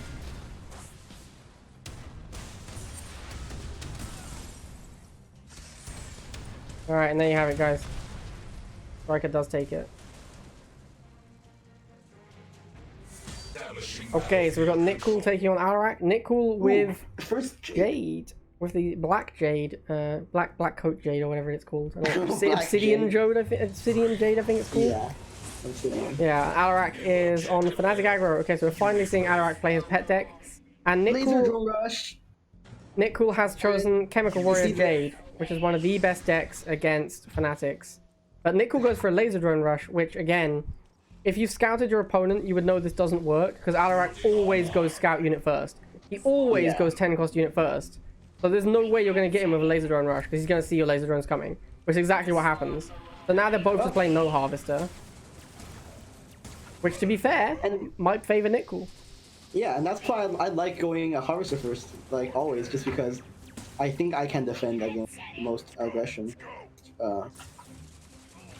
Is he Yeah, gonna that's fair save enough. for a chem? I think you should never No, go save harvester for first. harvester. I think you should always go scout unit first. But you can definitely go So scout now unit Nick into is actually harvester. ahead because his opponent's in three units into anti all infantry. Yeah. So he can make a cam warrior, and he doesn't. The Alaric doesn't have a harvester. Yeah, Nickcool has actually managed to get. Oh wow, Alaric doesn't build harvester there. I don't think he knows Nick has a harvester. I think Yeah, that's super he's assuming important. they're both Like, playing no hard thinking. still, but Nick now has a harvester, so Nick will win. Now the chems are here. Uh-oh. Once Alaric sees these chems, he's going to realize that Nick has a harvester, right? Because there's no way he can afford it Yeah. without the harvester. I think Nick's got this one. He just I needs think to put Nick. his I think individual yeah. I on. think you might be right. I think this might be a build order win for Nick. Wow, now he just takes Nickcool over the game. outsmarting both of us by just rushing, but also not rushing. Yeah, kind of like he like fake rush to bait Alaric into building 2 buildings. Yeah. So this is why I like to go harvester first always, just so you don't disrespect my. Well, I disagree with that still because Alaric was not forced to not go harvester. But then like you gotta Going judge harvester if you make a first just mistake. gives you the chance to lose to a rush, which doesn't happen if you go scout unit first. If you go scout unit first, Oh, you can get still four make a cloud, you can get harvester. four cloud. It doesn't matter. The game's over. Nickcool wins. There's no way Alaric can win at this point. Like Yeah, rip Alaric. Nick just needs to get vision and fire another catalyst missile, so the game's over. Oh, he got a 4 cloud on the thing because the wheels were blocking it and It creating. doesn't extra matter. 2 cloud is enough. Once you get 2 cloud, you can kill their base with a catalyst. I don't know if the 4 cloud actually does anything because the doesn't. chem wars are already there. I don't know if it Does triggers the nothing. second. Oh, the Anyway, cloud on what? top of the chem warriors, that one definitely does nothing. Does nothing? Okay, then never Yeah. mind. 4 cloud does it. Okay. But like, Good to know. like I said, Nickcool just needs vision, which he now has. So here comes the catalyst missile, He No? might actually need There it a is. little more board build. and Nick wins. Okay. Alaric surrenders just Surrender. before Nick manages to win. So one copper tile, so having a cam on that cam. Okay, that's fine. That makes sense. Alright, so here we are, Srpss versus VictorBansemer. The map was picked by, I believe, Srpss this time, and he's picked Hot Zone. And we finally have Jeffrey back. Welcome back, Jeffrey. Oh, thank you. I'm glad to be back. I'm glad to have you back, my dude. Alright, so we've got Liang, Srpss, and obviously Borka. This was pretty predictable, I think, given the map he picked. And finally, we see the Bomber Mirror. Victor playing his beloved Infernos, Srpss playing his beloved Borkas. Who do you think's ahead here, Jeffrey? Well, so obviously we got Phantom from Victor, right? And that's going to be better against the Borka than Talon is against Inferno. But interestingly, we got pretty low cost units from Victor. He's not running, say, Stealth Tank or any. Well, of course he's not. He's got Phantom in his deck. But it's going to be a little bit difficult. We'll see. Can Srpss block the bikes from getting at the Borka? And I think the Phantom is just going to be a big advantage for Victor. So I got to say I favor Victor in this matchup. But we got Srpss in this match, so it's really hard to say. Yeah, I have to agree with you. On the decks, I feel like Srpss is behind, because like you say, the Phantom is just so good. But on the other hand, Srpss does have these snipers, which are excellent on the map. He doesn't get them out in time, though. Oh, nice. He does pick off those guys, but doesn't get on the pad in time. He does. Oh, nice. Oh, wait a minute. Oh, no, the flip. The flip. Oh, the beautiful flip. play by Srpss there. The snipers moved up to the top, and were able to stall just long enough for Srpss to pull the drone out, and then the Pitbull going to the bottom pad, shorted up, and flip the missile in his favor. Brilliant play by Srpss. Yeah, Srpss managing to take out the last rifle with a Pitbull. Very nicely played. Here comes the first Inferno. So this is going to give Victor a lot more power on the battlefield. This is going to do a lot of damage. He needs to preserve this Inferno though. Like, this is very important that he keeps us alive and does work. It And is, we're yeah, gonna see how does Srpss respond. So he does respond with Talon, which is fairly predictable. Double Talon. Victor uses bikes to fight the Talons. That's a good choice before he can afford the Phantom. Once he gets to Phantom though, he's going to start taking control of the skies, and then Srpss is in trouble. Oh, Does he take loses it the down, Inferno. Yeah, losing I the Inferno is a completely huge agree. hit. I completely agree, and he needs to maintain the value out of that Inferno. Missile's about to go down here, but nice push onto both pads here. Can he secure it up? The bikes on the bottom will lose to those missiles, but the buggy boosted will take care of those missiles. But Pitbull comes to shore it up, and it will clear that buggy, so it's not looking so good here for Victor. Needs a quicker answer, but Srpss blocks the top pad with the Pitbull. Nice micro here, and takes the game. Beautiful play by Srpss. Srpss almost managed to lose that missile. The rifles got on the pad just after it fired, and the Pitbull on the bottom pad walked off by accident. Yeah. So Yeah, if that I had did been see like, that, yeah. if that missile had fired half a second later, it would have flipped and gone the other way. Alright, so we have Nickcool taking on SRPSS. SRPSS is home and has picked Castaway, and I've been informed that my scoreboard was wrong. Alaric is meant to be 2-4, not 3-3, so I've updated that now. And back with us again, Jeffrey. What's up, Jeffrey? Hey. So Not too much. Alright, so we do see Chuggy Marauder from SRPSS. Pretty predictable. If he doesn't play Borka, he plays Chuggy Marauder. A little bit surprised to see Nick's choice of deck here. I guess he's brought the Chems and the Jade because he wants to be able to blow up the middle of the map. And then he's brought Phantom because there might be a Borka. But I feel like if SRPSS was playing his Borka sniper deck, which would be a very viable choice on this map, Nickcool's deck would be terrible against it. His only anti-infantry is infantry. I actually don't think Nick could ever beat the sniper version of SRPSS's Borka deck. But luckily for him, SRPSS did not bring the Borka deck, so I think he has a much better chance against this deck. Yeah, I have to agree with you. I think SRPSS was anticipating that Nickcool would think that he's going to bring Borka just because the map is so favored for it. And perhaps SRPSS decided to switch it up and try to debate him a little bit. But yeah, I agree with you. It would have been a very good choice here. So right off the bat here, we got the first missile coming down here. Once again, SRPSS being so dominant, pushing Nickcool off the pads here and very easily takes his first missile. That Chem Buggy doing some real work there. Yeah, Chem Buggy once again showing why it's oppressive. For anyone who disagreed with me on Chem Buggy in S tier for the tier list, just watch these games and come back to me because it's just so disgusting how strong this unit is when it's played by a good player. Well, and really, it's the Chem Cloud that is so good about the Chem Buggy. It does AoE damage to infantry squads. Yep, so and it doesn't even need to be there. 30 damage per second multiplied by each member of the squad. Yeah. So it does insane amounts of damage. And it doesn't need to be there. Like you can put a cloud down there, just drive away, and they have to move, and then you just drive back in while they're moving, and no infantry has radar, so they can't shoot. Yeah, so this is going to be a tough matchup for Nickcool. Of course, the Chem Buggy is going to be a very good counter to those Chem Warriors. I mean, it's not going to do its full DPS because of course, the Chem Warriors are immune to the tip clouds. But Catalyst Missile comes down, clears all 3 pads. What a great play there. But of course, he needs to get onto these pads here. So Nickcool pushing up. The Stealth Tank will clear only one of the drone squads. Not going to reload in time. And it looks like Nickcool just needs to get on that middle pad there. No, he's not. The wheels can push up. And oh wait, no, it looks like the lasers will be able to short that up. Lasers go to this left pad there. And looks like, he doesn't get the block on the wheels, but the drones will clear them. And the dirt lasers do as well, giving Nickcool this second missile, allowing him to finally claw back into this game. Now we got 1-1 for both players. Very good catalyst from Nickcool. It was obvious he was setting it up. I'm actually surprised how wrecked SRPSS got by that catalyst missile because I thought it was really obvious. I thought it was really obvious it was coming down, and SRPSS obviously was not expecting it because all of his units died. And then Nickcool managed to micro so poorly that he almost didn't take the missile. His free laser drones. Blocks there. His free laser drones were just all moving for like 20 seconds instead of shooting. That stealth tank came in and killed a squad and moved like to 2 different paths before the laser drones managed to start shooting it. But yeah, it's such a strong catalyst missile that Nickcool was able to take that missile, and now he's taking over the game. Like, these Chem Buggies, they take a little while to kill Chem Warriors, and once you get to this mid-late game, being able to spam these expensive 60-cost warriors is tough for SRPSS to deal with. Well, and let's see what happens here. So Stealth Tank's not going to reload quite in time. The laser drones will take it down. It's not looking good. Catalyst Missile coming down. Will clear the pads once again. Oh, doesn't get the last unit. The misplay. Oh.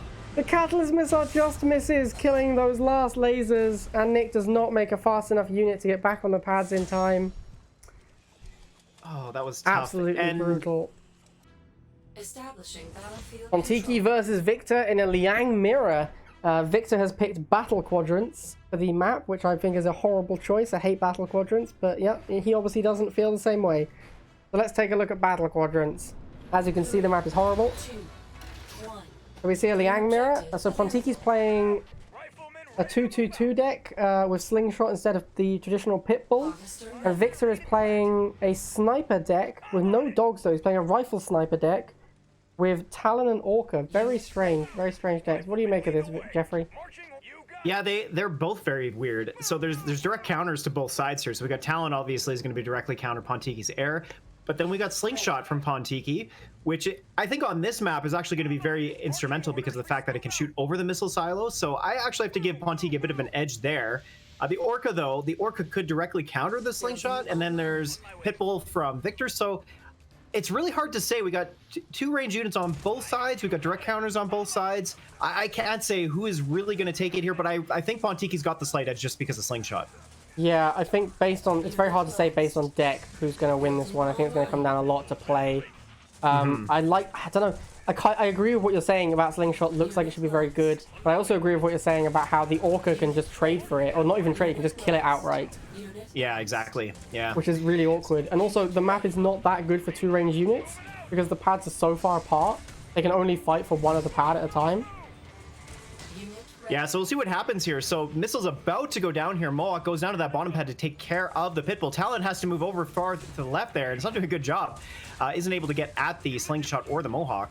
So it's a little bit awkward here for Victor. Of course, the missile silo in the middle is creating these choke points. That's making it very difficult for these players to get at their counters. The Predator tank does come down, moves down to the bottom. Slingshot moves off, but I think this means that Victor just needs to block, and he will be able to take it. Liang drone is healing that Pitbull and allow it to survive just a bit longer, and there it is. So the drone was a bit important there. Of course, he was in a position to just slightly move on the pad if need be, but the Pitbull was able to survive and secure the first victory for Victor. Yeah, exactly as you say. Even if the Pitbull had gone down, the drone would have just replaced it on the pad, and there was no anti-air unit that could have killed it. Well, the Slingshot was quite far away. I think Pontiki should have done the same thing. He should have put drone on the top pad as a counter, but I guess he didn't have enough money or something, because I didn't see exactly. But yeah, he should have responded by droning the other pad to buy himself more time. Then his Slingshot could have come down and killed the drone. So it looks like Pontiki's trying to build like a fortress plan. But this just isn't a good map for that style of play, because you can only hold one pad by doing it. And I'm a little surprised to see what's going on here. I mean, Victor built the snipers to deal with a single rifleman, and then, of course, Pontiki, like you said, going for the fortress-style play. It's not working out very well. Victor's got that top left pad secured pretty well. The snipers will clear those riflemen. And then the bottom right, nothing's being contested, so this is going to be a bit of an awkward missile here. Orca does come down, and it goes for the Predator tank? Okay, I would have went for the Slingshot and tried to take the pad instead, but that's fine. Mohawk gets up to the top left pad here, and, of course, Pontiki's got it so far. Drone is ready to go for Victor, so he gets it. Oh, he doesn't get on the pad in time! Beautiful block from Pontiki with his own drone. Blocking drone action. Oh man! He actually blocks the Liang drone with Liang drone. Oh, that was insane. But Pontiki does lose his harvester there, but he has 200 Tiberiums. He doesn't care. Yeah, that was crazy. He's pretty well banked. That was a crazy missile. And we did see exactly the issue we were talking about, which was the Slingshot went down to the Orca, and only the drone blocking the drone saved Pontiki there. That's right.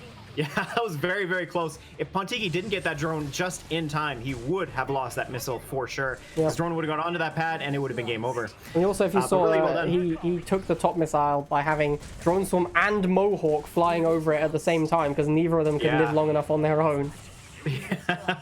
So, third missile about to go down here, and so far it looks like it's going to Pontiki, but he doesn't get onto that left pad. Oh, Slingshot does make it there, but drone on the bottom right there does manage to short it up, but he moves it over to the rock. It's not looking good. Get it back onto the pad. Victor, come on, there he goes. Okay, stalls the missile. Slingshot's about to go down to the Pitbull, but the Riflemen get on there and will shore that up. Mohawks will clear that Pitbull, but the snipers are going to hold strong. Do they get onto the pads? Oh no, it looks like Pontiki's got this one with nothing on that bottom right pad. Victor loses the third missile, and Pontiki takes this game.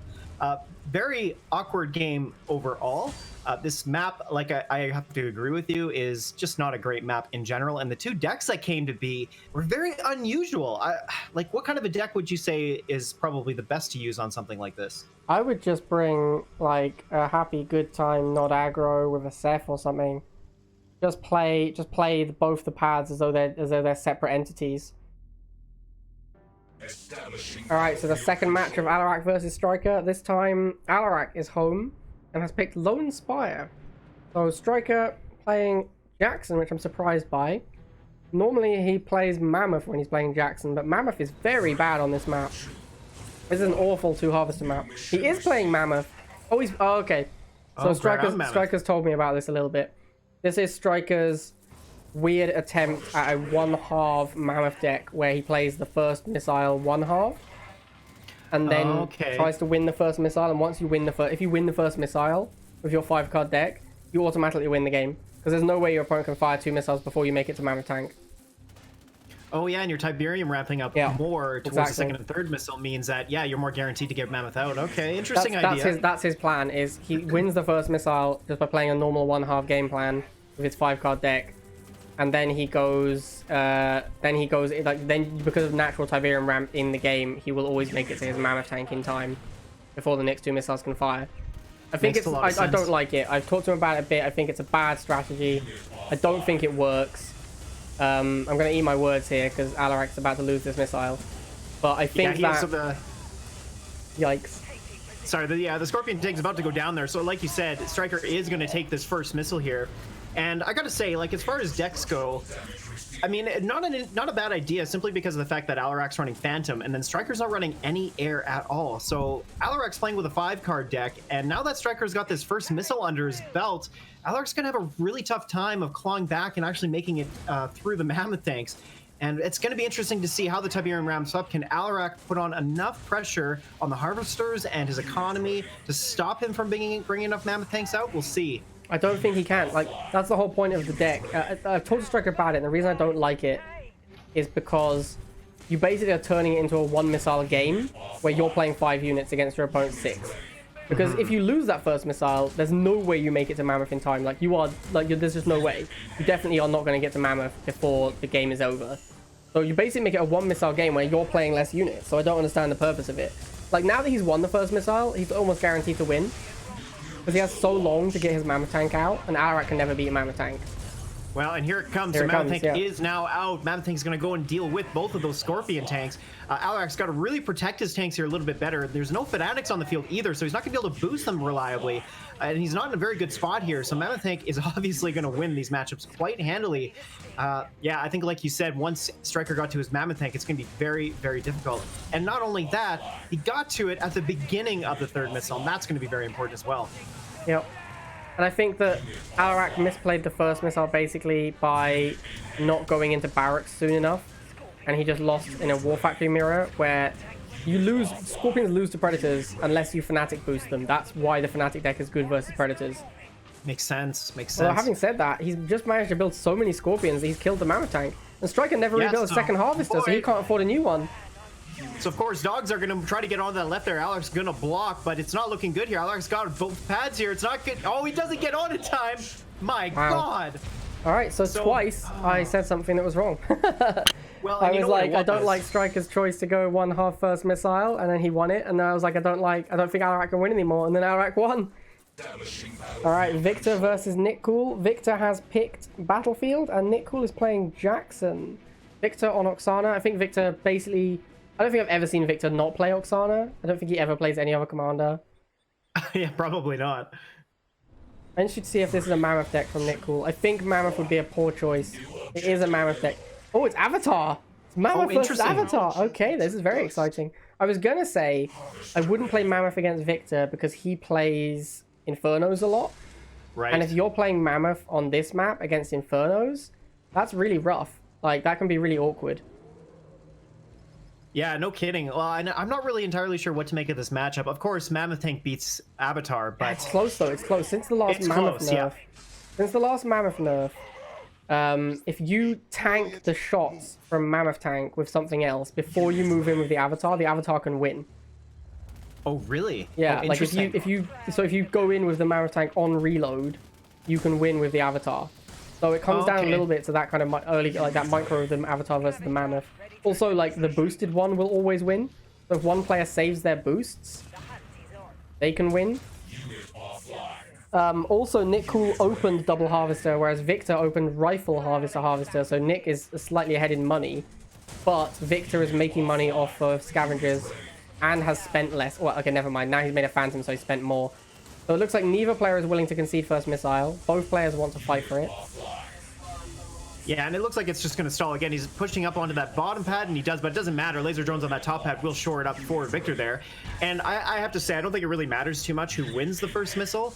We're at about 1:25 right now, so I think, like what you said, is very accurate. It's really going to come down to a game of inches here. It's not going to be a clear victory for either player. It's just going to come down to, like you said, the boost usage, as well as maybe Victor will get the right idea with Avatar and block shots from the Mammoth Tank and get more value out of his avatars. So it's going to be really interesting to see where it goes from here. Yep. Victor there has left 2 rifles on a single man, so he can come and clean them up with the Scavengers to get more money. Also really hurt Nickcool, because Nickcool actually has 400 Tiberium. He could have made a Mammoth Tank a really long time ago. Nickcool would have been first to the super unit, but was blocked for a really long time by the double rifle pop capping him. So this is going to be interesting. It's going to come. Oh, and Victor boosts the Phantom. Oh, whereas and Nickcool now boosts he the chooses Mammoth. to boost the Mammoth, so he's going to win the Where's Avatar mirror, Nick but of going? course he's running away. He It gets does needs to block slaughter it it. off. Does go back in and kill it. Very nice. So Victor Okay, so far- Victor loses the air war and loses the ground war.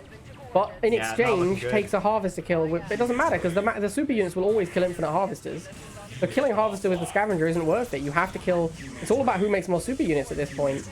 That's exactly it. So now the missile's about to go down here, and Victor needs to take this missile. Otherwise, I think he's going to lose it. But it's not looking good. The missiles and the Mammoth will clear that Phantom eventually. Laser drones coming out in numbers, get onto the path, but they're going to go down to those missiles on the top, and it's going to flip over to Nickcool. And it looks like he's got this missile quite handily. And there it goes. So now Nickcool has the missile. He's also got the economy on his side. Victor's not even harvesting now, and he's actually playing with no harvester at all. This is not looking good at all for Victor. Yeah, this one's done. I think there's a chance that Victor meant to boost his Avatar, not his Phantom. Because that's all that mattered. The Avatar versus Mammoth was all that mattered. And Yeah, he boosted losing his that was Phantom game, basically. and then lost his Avatar. The Avatar also did almost no damage because it just got annihilated by that boosted Mammoth. It did, yeah. And that's where he lost this Yeah. game. Yeah, very unfortunate here. And of course, Victor is not going to be able to really claw back too easily using all of these cheap units. Nickcool still harvesting, so he's got access to whatever he needs. And he does have Drone Swarm in his deck as well, which means Victor's got to rely on Scavengers and Phantom, which is quite awkward. So Nickcool could just spam missiles here and be in a pretty good spot here. Looks like that's going to be the case. Phantom goes to that top pad, won't clear the Hammerhead. Mammoth Tank is alive. The laser drones are going to go down to those missiles, and eventually the Phantom will die to that top pad, and Mammoth comes to shore that up. And it looks like this missile is going to go. Oh, it's going to stall for just a minute here, but of course the Phantom's going to die, and missile will go to Nickcool. And Nickcool takes it. I think, yeah, came down to the... I mean, I don't think... Victor either misclicked his boost or he's not played very many super unit mirrors. Right, Because exactly. super unit mirrors are just all about who gets more super units. Alright, so here we go. SRPSS versus Striker. This is do or die for Striker. This is his only chance to win Coliseum. He has to win this game. A loss here will secure SRPSS the Coliseum champion title. So yeah, we've seen Oksana Mirror, and Striker's gone for Giga. SRPSS has gone for Beef Wall. I gotta say, Jeffrey, I like Giga more than I like Beef Wall on this map. I have to agree with you. Well, of course, the Giga Cannon will be able to plant itself right adjacent to the missile silo, and we'll be able to control both pads, being able to shoot across the missile silo onto the far right hexes there. So I have to agree with you. I think Giga Cannon is going to be very important here. SRPSS does have access to Banshee and Stealth Tank, but Striker's got Phantom as well as Scavengers to block. So it's going to be real interesting. The Mutant Marauders will be a bit of an issue. Of course, Chem Buggy isn't the best counter to that. Not having access to, say, Venom or Fanatics, for example, would have been better, but doesn't really matter too much. The Giga Cannon will probably shore up that difference. Yeah, And here it is. It's going to come down to whether or not... It's going to come down to play, I think. Like, if SRPSS can remove this Giga Cannon, which can be done with Mutant Marauders or Banshee, then he's in great shape. But if he loses it, he loses this Giga Cannon, then he's screwed. Oh, and here comes some boosted Marauders. With Chem Buggy protecting, this might be it, boys. SRPSS is easily going to take the first missile, and he's going to kill the Giga.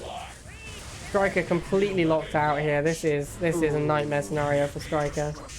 It is, yeah. As you predicted, losing that Giga Cannon is a giant problem for Striker. Of course, the fact that it costs 80 means that it's not very cheap. So he really needs to be careful here. The Mutant Marauders boosted are so difficult to remove here, and they're going to get at that Giga Cannon. It looks like they're going to melt it, and it does. The Mutant Marauders still survive to see another day, just a bit longer. It doesn't even clear that Chem Buggy, and that's very, very unfortunate for Striker here. Not looking so good.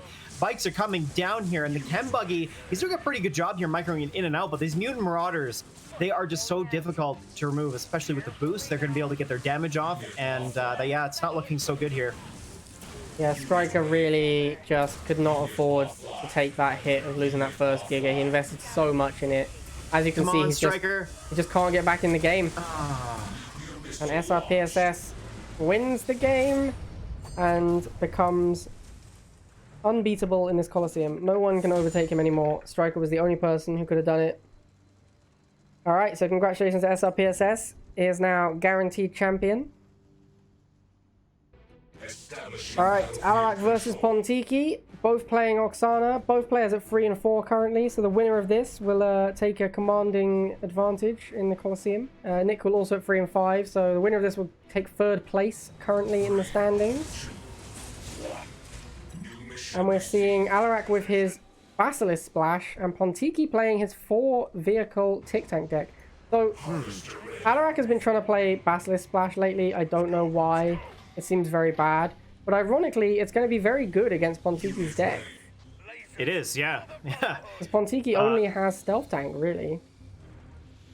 Now, correct me if I'm wrong, Blade, but Stealth Tank doesn't one-shot Basilisk unless it's boosted. Is that right? That is correct. A Basilisk will just about survive a Stealth Tank volley. It'll survive with like 10-20% hit points, but if it's boosted, it'll die.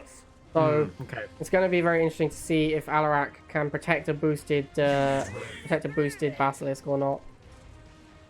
So really what he's going to be doing here is just playing a 5-card deck for most of the game, and then of course once Pontiki gets his Tick Tanks into action and starts to set up, it looks like that is probably going to be his out.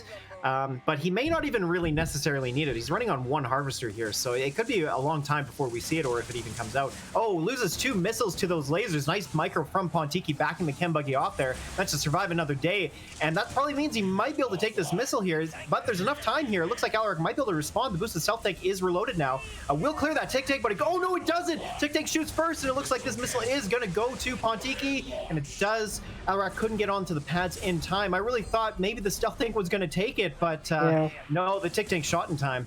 Yeah, looked like the Stealth Tank might be able to do it, but yeah, didn't manage it in time. So Alarak now is going to need to look to go to the Basilisk. I don't know if he can do it off 1 Harvester, honestly. Yep, he goes double Harvester. I think he's just going to want to make Basilisks, like just infinite Basilisks here. If he can make like 5 Basilisks, I don't think Pontiki can ever beat it. But I agree. I don't think there's time. No, I don't think so either, and there's not really much stalling going on here. The missile's been charged pretty efficiently here, and now Pontiki's in a really good position to be able to block any units getting onto the pad. So Alaric's in a really tough spot. He doesn't have he's built the tech lab, but he's still a ways away. The Basilisk won't be able to respond in time. No, it's not looking good here. He needs to push it up there. He needs to boost it, but it's not going to get there in time. No, it's not. And that's game. Basilisk way too slow. Yeah, way too slow. It was very risky to go for that 2nd Harvester, and if he was able to get onto the pads and stall, that would have worked out for him. But the pop cap hurt him, and the fact that he just couldn't get to it in time really was what swung the game for Pontiki there. All right, Alaric taking on SRPSS. Alarac's last chance to stop SRPSS from going 10-0. After this, only Pontiki has a chance to do it if SRPSS wins again. And we're seeing a Liang mirror. The map was chosen by SRPSS, I believe. Yeah, and he picked. That's right. He picked Great Divide, and he is playing Borka. So Alaric is playing a very strange deck. 3 imp, 3 vehicle with MSV. Yeah, this is very unusual, and the use of snipers here is probably not going to play out well for Alaric. Of course, this map is pretty decent for 2 range units. They can just park themselves next to the missile silo and still hit the other pad. But at the same time here, Alaric really needs an anti-infantry vehicle. I would say running Rhino would have been a better choice, but I mean, it's so difficult to predict exactly what SRPSS is going to run, but I think you could have reasonably predicted snipers from SRPSS at the very least. Yeah, I can see what Alaric's plan is here. His plan is to make boosted slingshots, which will kill... Oh wow, he makes MSV. I think maybe he was supposed to make a slingshot there. His plan is clearly to make boosted slingshots to kill Borkers without them being able to do anything, and then 2 snipers to kill all the infantry, because SRPSS basically always plays lots of infantry and air, right? That's right. But, like you say, SRPSS often plays sniper, which he's done this today, and Alaric needs to be able to beat the snipers as well. So, of course, Alaric not being able to push onto the pads there, even though he did get the slingshot on there, the snipers were never really going to make it in time. And it looks like the sniper does, SRPS's sniper does finally go down here. But, you know, this might be where Alaric can turn things around. If he gets into a position here, he needs to leave that slingshot alone. He needs to use the snipers to defend them against the missiles. But it looks like the Bork is going to clear it all. Maybe, oh no, it doesn't! The MSV does survive with the sliver of health there. The drone comes out to shore up the health there. So really good. The slingshot now is out, but Pipple's coming in. And of course, the awkward nature of these choke points means that Alaric can't get his slingshot into position. And does the Liang drone out heal the Pitbull? I think it does no, not quite, but just enough to allow it to survive so Alaric can get to his Predator tank here. but he needs to two-shot it, and he doesn't. So the MSV does go down. Actually, that's not very good for Alarak. He's not in a good spot here, so he needs snipers now. Yeah, Alaric's getting pretty hammered right now. I don't see him getting back into this game because SRPSS is going to save for a Borka now. And without the MSV boost, the slingshot will lose to it, so... Yeah, the single slingshot's not going to be enough, and of course they moved a little bit too much there. Should have stopped onto the Tiberium pad to start shooting, but it doesn't matter. Borka's a little bit too strong. Second slingshot comes out, won't clear it in time. Borka's getting onto that bottom pad there, shore it up for SRPSS, and it looks like this second missile will go down. Liang Drone comes to stall. Nice play from Alarak there, but Liang Drone on the bottom there will mean that he takes it handily. So SRPSS does take this game and still remains undefeated in this Coliseum final. Extremely dominant performance from SRPSS on that one. Alright, StrikerVX versus VictorBansemer. The map is Battle Quadrants, chosen by StrikerVX. And we're seeing Liang versus the Salmon Man. Victor is one of the few players in Rivals who likes to play Solomon. This is, I think, the first time we've seen him playing VDI this tournament. Building online. Yeah, I think you're right. He's been playing Oksana pretty much the whole time with either Giga or Inferno or Avatar, as we saw earlier. And Striker with the Mammoth Air. So, ironically, Air Mammoth, like, could actually be bad versus Iron Cannon, because if the first Iron Cannon kills the Mammoth tank, or even damages it heavily enough for an Orca to finish it, Victor could just win the game. Another great Coliseum stream. Well, and that will happen because Iron Cannon does 6,000 damage. Of course, we know Mammoth tank has 6,900 health. And that means, you're right, one Orca volley will take it down. So, yeah, I think Ion Cannon is a pretty good choice, especially with just needing only 2 pads to cover here. And it's going to be a little bit awkward for Striker here because he's only single harvesting again. I'm not sure if that was intentional. Perhaps he's worried about the spread of Tiberium here and just opted to go for a single harvester for this first missile here. But he's going to be playing with an expensive 5-card deck to start off with here. So it'll be interesting to see how this goes down. I think Striker is taking my advice of trying Liang with the single harvester first missile plan. Yeah. Also, Iron Cannon does 6,000 DPS on the center tile, right? Right. Yeah. So against a Mammoth, you're not necessarily going to hit it head on because they're going to move. That's true. That is very true. And it depends on how quickly he boosts it and how far he gets it out of the way. Well, he's not playing boost, he's playing Liang. Oh, right, of course. Yeah, which is why I'm thinking that you might be right. Because he's playing Liang instead, he can't boost the Mammoth, but he can't necessarily dodge the Hammerhead. Oh, sorry, the Iron Cannon. So I think you might be right. It might come down to an Iron Cannon direct hit, killing the Mammoth tank. So here we go. So Victor so far has this missile, which is very important for him, but he manages to take Striker takes the top left pad there. Jump jet's coming out quickly. Will not last long enough on that top left pad, so I'm not sure what he's trying to do here. Maybe a misclick, but the Harvester's getting pressured now. Of course, Striker's able to push it away, but the Talons will clear the Mohawk eventually. But Striker's on the pads. Oh, Pitbull, nice flip here, but the jump jet does die very quickly to the drones and the rifleman on that top left there. But Talon comes down, and it's going to shore up against these missiles, but of course, Striker just needs to get on here. Hammerhead coming over to deal with that Talon. Isn't going to be enough, but nice blocking from Striker, but the Pitbull does finally get on here, but it's stalled. But that bottom pad is going to be held by Victor very handily, so he needs to just hold that top left pad here, and it will go to Victor. But this stalling is not working out very well. The Mammoth will soon. Almost a flip there, but it doesn't matter. Victor does manage to shore it up. He walked off the pad there, but managed to get back on there in time and take the missile. The thing is, Striker's still one-halving because he's trying this one-half first missile strategy. So actually, the Mammoth isn't going to come out soon. He has 80 Tiberium, he needs 330, I think. 320, he does. So he's not close. And a little bit of a misclick there, or misplay, building the tech lab a little early there. So now he's even further reduced his economy, so it's not looking so good here. Victor has quite a bit of money in the bank. He's got enough for Ion Cannon if he needs it, but now Striker does get a Harvester kill. That's a big deal. That might be important, we'll see. That's a big deal, because that means he's very close to Mammoth now. That is huge, actually. That is... I don't know. Victor probably doesn't even know he has Mammoth, because there's no real... You can maybe infer it from the units you've seen so far and no War Factory, but you haven't seen a Mammoth yet. Alright, here comes the Mammoth. Are we going to see the Iron Cannon? Direct hit! No! Direct hit! Play! Boom! See you later, Mammoth tank.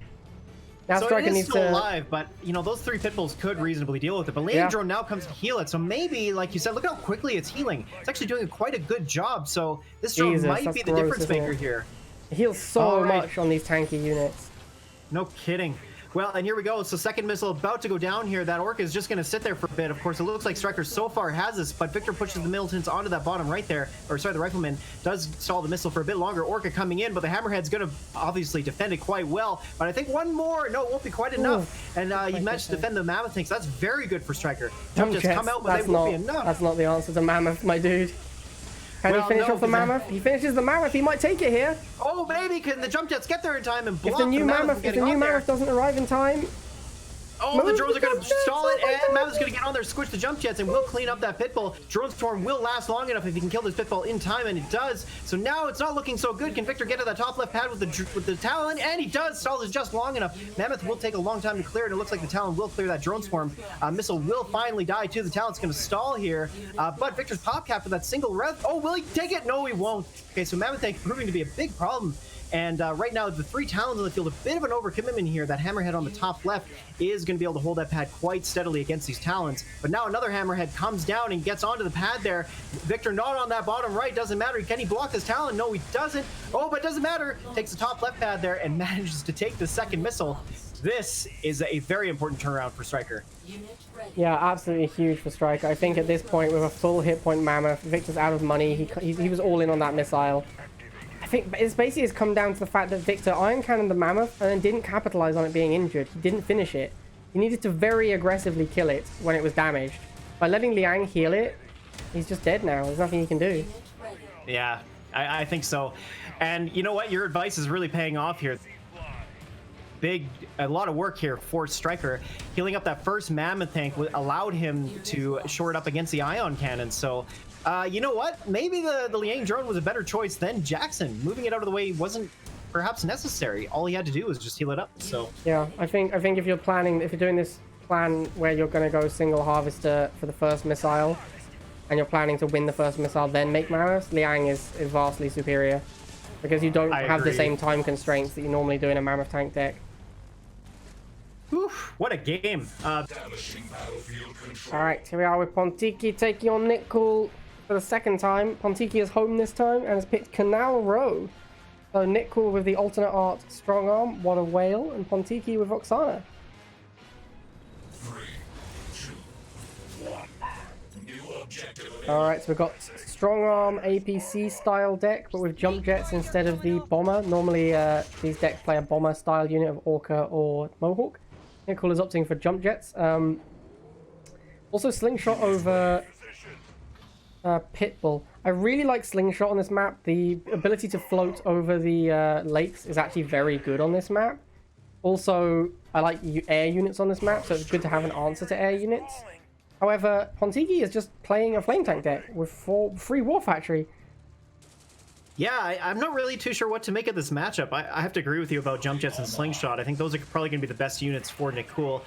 Talon's not going to really do a whole lot, of course. Pontiki's only got rifle or militants and lasers in his deck, so that's not going to really do much for him. And Slingshot is a dead card, obviously, right? We see no air from Pontiki, so yeah. APC has got to be the way forward for Nickcool with jump jets. So we'll see what happens here. But Pontiki is double harving, and maybe he's just going to throw a flame tank at his base and force Nickcool to concentrate on pads versus base. It could work out. Yeah, Nickcool doesn't actually have a good answer to flame tanks, so I think that's the way forward for Pontiki in this game. Yeah, Nickcool is all in on the APC plan, where he just parks APCs on pads and hopes they can't die. And as you say, Pontiki is just going to send a flame tank along the top of the map, and it's going to be brutal. I don't see how Nickcool stops it. His only anti-vehicle unit of missiles and jump jets, both of which get absolutely annihilated by flame tank. Pontiki doesn't even need to go for the base. He could literally just use flame tanks to hold pads, and there's no way Nickcool can beat it. So here it comes. Flame tank is out now. Pontiki did try to stall a little bit there, but like you said, doesn't actually matter at all. Jump jets are his real only good answer to this flame tank. But all he needs to do is turn around and they're gone. Oof, they are destroyed. Oh, and he's shooting the spawn point. He's shooting the spawn point with the splash. Nickcool can't even make units. Oh my god, this is savage. This is super savage. So that flame tank is going to be able to survive a long time. It's not going to be able to go down. Stealth tank does do a little bit more damage to the base, but this is game. There's no way he's going to be able to come back from here. And that is a build order win right there. My god. There is no way Nickcool could ever beat a flame tank. It was actually impossible. I think you could play that matchup like 1,000 times, and Nick would win probably maybe one, if that. Like, there's just no way. Like, the only way you could win is if you jump jet rushed and somehow got all of Pontiki's harvesters and locked him out of the game. Yeah, But yeah, exactly. I think you could play that game many times over, and Nick would lose every single time. Yeah, for sure. There was just nothing he could do. It's basically an auto-lose situation for Nickcool. Okay, second match of Alarak versus Victor. This time it was Victor who was home, so he has picked Broken Mesa. And he's playing Seth. Alaric is playing Liang. Interested to see what decks they both come out with. 3, 2, 1. New mission. Okay, so Alaric is playing Sniper, Slingshot, sort of like a... similar to the decks he's been playing the last few games. I feel like Alaric, after losing a couple, decided to start experimenting a little bit. Because these are not decks I've seen Alaric play before. And he keeps changing like one unit in it, so I think he's trying to work out how he wants the deck to look. Victor playing a comfort deck. This is I would say Victor's... This is the deck I'd expect to see Victor playing almost every game. I'm actually surprised we haven't seen him play it more. Yeah, I agree with you. I think that is pretty much Alarac's game plan, is he's just, you know, changing one unit at a time here, just trying to see what will stick and what will work. You know, deck-wise, I think Victor's got a slight edge here. The buggy's going to be a big problem for these snipers, and Alaric not having a reasonable anti-vehicle means he's not going to be able to defend the buggy very well. He's going to rely on Mohawks here, but then as soon as Victor gets to his Phantom Inferno combination, it's going to be real difficult for Alaric to maintain that matchup. So I got to say, I think Victor's got the slight edge here, but, you know, it's still anybody's game. I agree that Victor's got the edge, but I don't think Buggy's got anything to do with it. No, not towards the late game anyways. So here we go. First missile's about to go down. It looks like Victor's got this pretty handily. Liang Drone can't get there in time. The Seth drill pod taking that bottom pad shorted it up quite easily for Victor. So quite handily took this first missile. Yeah, pretty easy first missile for Victor. All of his units shot up as well. So he had Liang covered. Like, Liang Drone couldn't take any pad for free. That's right. These snipers are pretty good for Alaric, but this is a very bad sniper map. As you see, you can see the snipers are having to run around a lot. And they very rarely have a blocking unit, because there's just not...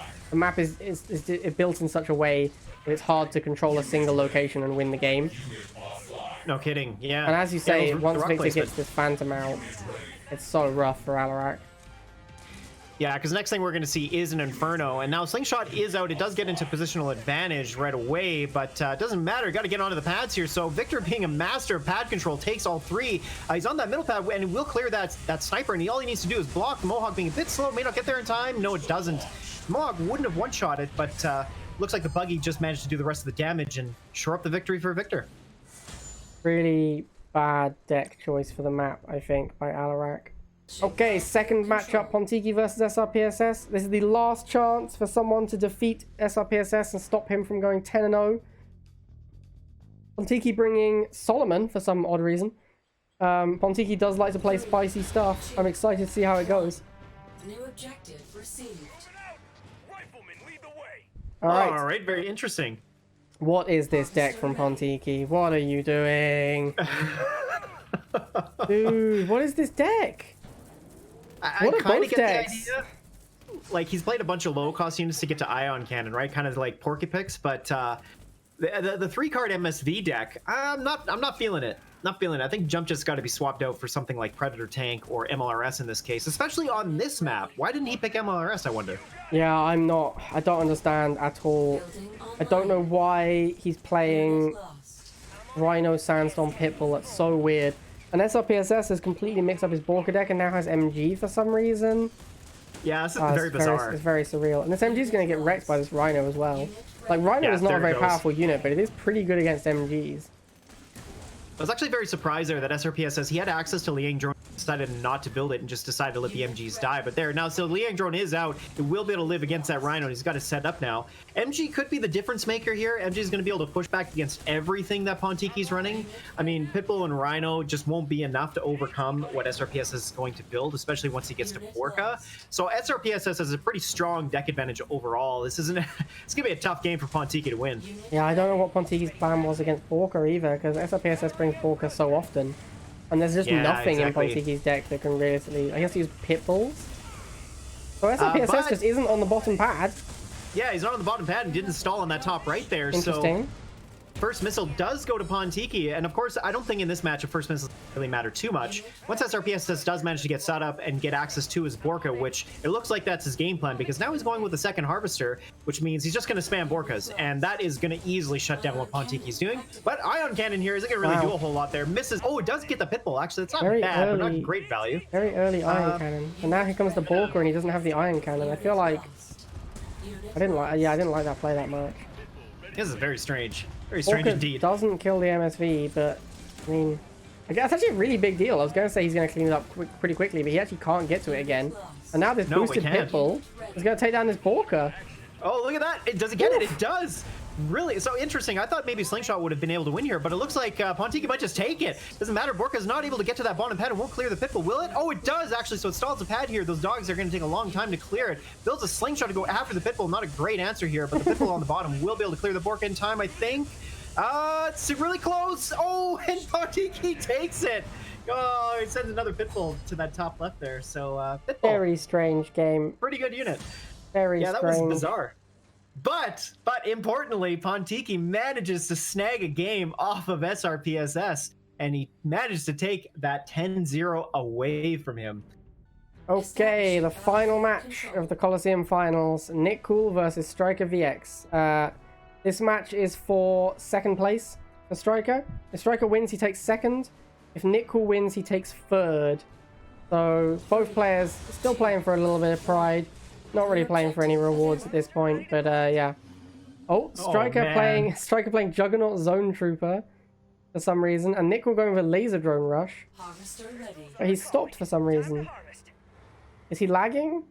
Or is he? I think he's stalling. He wants he's stalling. 2 drones out. It looks like He was waiting. He was waiting until Striker had enough to make the second Harvester, I think. Yeah, so actually really smart play by Nickcool just to back off there, because he knows Striker blindly opens double Harvesters, so he was just waiting for that to happen. So, and really smart play by Nickcool there, and he gets a Harvester kill, which is pretty important. He's slowing down Striker's economy game, but now he's on the pads, which is a pretty good call. It seems like this rush is paying off so far. Yep, I mean, if you get a Harvester kill, it's usually a pretty decent rush. Not amazing. I mean, the problem is the rivals, a lot of balance changes have happened that make rushing into a Harvester kill actually not that big a deal. A lot of the time, it's actually better just to charge the missile against double Harvester than it is to rush them and kill a Harvester, but... Right. Feels good to kill a Harvester, you know, you feel like you're dominating, so I guess that's important. So right off the bat here, we're about to go down to this first missile here. So far, it looks like it's going to Striker. The Pitbull is going to lose to those 2 drones. Go down. Dogs in the middle pad will lose to the drones and the lasers, and those Chem Warriors are beefy. They will. Oh, it moves off the pad there. What is he doing? Oh, okay, he's just taking the drones there. So okay, so the nice blocking with the dogs there. He does need to be careful against those Chem Warriors. Of course, that is a good win condition for Nick. He does manage to get to the base. That could be game over for Striker. We'll see here. But Juggernaut's out. It's losing to these drones. This ain't looking so good. Oh no! That's awkward. That feels bad. Second Juggernaut out on the field here, and he might be able to get it in position now. There's only the 2 drones and the 3 lasers there, so he might be able to defend it, but it's not looking good. These Pitbulls got to get into position. The lasers will eventually clear it here, so just not getting value out of these Juggernauts. This is some horrible Juggernaut play from Striker. Yeah, he's clearly not playing Juggernaut very much. This is just some like tier 0, like, which is like whatever the worst is level of Juggernaut play. Tier D. Yeah, this is like truly unacceptable Juggernaut play from Striker. So and it looks like Nickcool's going to take the base. Damage. Yeah, there it is. Yeah. Alright, so Nickcool does take that win. And with that, we have finished the September Coliseum. Congratulations to Nickcool in first place at 9-1. Second place goes to, I believe it's going to be on tiebreaker because there's 2 6-4s now. Let me quickly check the stats. So Pontiki won, and then Nickcool The new won. Striker would have not done that abomination. Right, so the final results are first place SRPSS 9-1. Second place is Striker on first tiebreaker. Number of match wins against tied opponents. So the first tiebreaker means that Striker wins because he won more matches against Pontiki. I believe that's what that's saying. Anyway, Pontiki third place, Nickcool fourth, Alaric fifth, and Victor in last place. A lot of really close games today. I don't think this scoreboard is representative of the games that happened, apart from SRPSS being 9-1, because he kind of wrecked some people. He had a couple of close games, but generally he was pretty dominant. Victor, this 2-8 is not representative at all. He had tons of close games where he barely lost. That could easily have been like an 8-2, honestly, with the games we saw. Yeah, all the games super close apart from SRPSS, who had like a bunch of crushing victories. All right, guys, thank you very much to Jeffrey. I believe Jeffrey has something to say before we finish. Yeah, thanks, Blade. First of all, I just want to say thank you, Blade, for allowing all of this to happen. The content you put forward, the stuff you're doing for the community, all these competitive events are really fantastic, and they're a ton of fun. So, Blade, thank you for hosting this. This has been a great opportunity, and thank you for having me along as well. I was really excited to do this because I knew the caliber of matches that were going to happen going into it, and just being able to have the chance to cast some of these games has been really phenomenal, just for me personally. So I just want to thank you for that. But yeah, I do want to really quickly say as well, so for tomorrow, if you're interested, we're going to be revealing our tournament format for Rifle.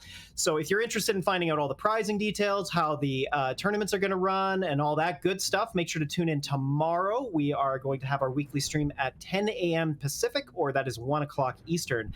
So yeah, and we have a big reveal to do for that stream. All right, well, thank you very much for casting, Jeffrey, and you're most welcome. I do enjoy running the Coliseum. And yeah, highly recommend everyone checks out the Rifle stream tomorrow. That's Saturday, the 28th of September. For those who are on YouTube, it's probably already happened, unfortunately, because I won't have time to edit and put this video up tonight. But you can go back the VOD and check it out, or you can join the Discord, and I'm sure there'll be announcements there. All right, congratulations to SRPSS taking down the Coliseum once again, 3-time winner. I believe he's won 3 out of 6 Coliseums now, which is absolutely disgusting. And yeah, we'll be back next Friday for the first Coliseum of next month. All right, hope you all enjoyed it, and I'll see you guys next time.